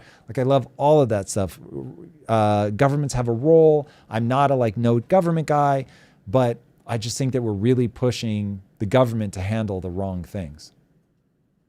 All right, and I feel bad for triggering you now, so now I make you feel a little bit better because Gap just released a new ad. Let's go. And it I'm has here for this. A whole bunch of hot women dancing in scantily clad outfits. So apparently the Sydney Sweeney effect is working, and now all the denim commercials are sexy again. The funny thing is, I think this is meant as a clapback, where it's oh, she's just a Nazi, and so we're going to give you an ad with every color under the sun, and somehow I'm supposed to feel bad about that. They are missing the point. Sydney Sweeney did not pop because she's white. Sydney Sweeney popped because she's very talented.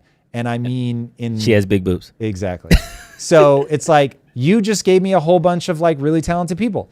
This is just a whole bunch of hot people. The guys are hot, the girls are hot. Fuck yeah. If this is the clapback, I'm here for it. If this is a battle and I get to choose between one hot chick versus a whole bunch of hot people. Yeah, yay! Abercrombie Fitch gonna come out with a commercial where everybody's naked now, just everyone up. People miss the point. This was about unattractive versus attractive. And we are finally getting back to these are evolutionarily attractive people. Mm-hmm. And so, yeah, I'm here for it. I literally do not give a shit what color you're gonna give me my attractive people in. Just make them attractive. So, yeah, this is the safest clapback ever. I love it. I'm here for it. I feel good about it. I think it's great as a marketing message. It's wonderful. And now, like, even if like that's going to be the way that this plays out, doesn't matter. Now it's like everybody's winning again. We're giving people aspirational people to look up to, the people that we want to be, the people that we aspire to be, the people that turn us on. Like, fuck yeah, here for it. This reminds me of the Victoria's Secret fashion show backlash that they had a couple weeks ago, or years ago, where they had 1 year where they wanted to be, diverse, and they had a bunch of different like model sizes, and that was the lowest viewed one ever. They took a year off. They came back. Everybody's back to being a size 0. There are algorithms in your brain that get squeezed. Certain chemicals are secreted when you find somebody attractive. And so look, if the diversity comes in color, great. There's attractive people in every race. If it comes in like, ooh, I like somebody with more of an hourglass figure and I like somebody that's more svelte, and you've got different people walking the runway with different body types, yeah, great, no problem. But like, let's not pretend that there aren't universal things like hip to weight ratios. Like those go across cultures and all that. Some like just it's objectively bigger, but the ratio is the same. Some like smaller, but the ratio is the same. It's like whatever. Yeah. But just be honest about the evolutionary impact. I don't get anything beyond that. It's just like dumb. And we got something coming up next week, right? We do, Drew. We go. do. Boys and girls, Impact Theory University. We've got something coming for Zero to Founder. So I really believe that the world is absolutely changing. AI is going to like make it such that so many classic jobs are lost that people are going to be looking for a way to move forward where they're not having to operate inside of a classic corporate structure. And that is exactly why I created the program Zero to Founder. So if you guys are tired of either just being stuck in a corporate job or you're like, ooh, AI is making me sweat, if you guys are ready to build something of your own, or even if you just really want to understand how business works so that you can be in control inside of a corporation, we've got the solution for you. Because the problem that people face is not business ideas. Business ideas are easy. Marketing is easy. The problem is actually understanding the physics of business. So getting clarity, momentum, accountability. How do I get this idea across the finish line? How do I prioritize things? If you don't have that, another year is going to slip by. A whole nother host of jobs are going to be gobbled up by AI. So join the Zero to Founder community. It is an action-first community of ambitious founders, people that are trying to get ahead, people that are trying to really take control of their income earning. In fact, the lady that we had earlier, she wants you to be in Zero to Founder. If you want to date hot women. She needs the income upside to be unlimited. We made it for her, everybody. So you can be the type of person that hot people go after. Make sure you get in Zero to Founder. You guys are going to learn the exact frameworks that I've been using for the last 20 plus years. You're going to learn how to use AI tools. You're going to have access to AI tools that we've made for you guys that are going to guide you step by step through this stuff. It is a no excuses community that are going to keep you moving. And this coming Tuesday at 2 p.m. Pacific time, I'm going to be hosting my monthly hot seat coaching call inside of Zero to Founder. So make sure you join before then so that you can be a part of it. If you don't join before then, you are going to miss it. And they only happen once a month. So this is your shot. Get in there now. Go to tombilyeu.com/ZTF. tombilyeu.com/ZTF. All right, guys, join now, and I will see you there on Tuesday. All right, everybody, that's time. Love you guys all. Have a wonderful week, and we will see you next time. Later.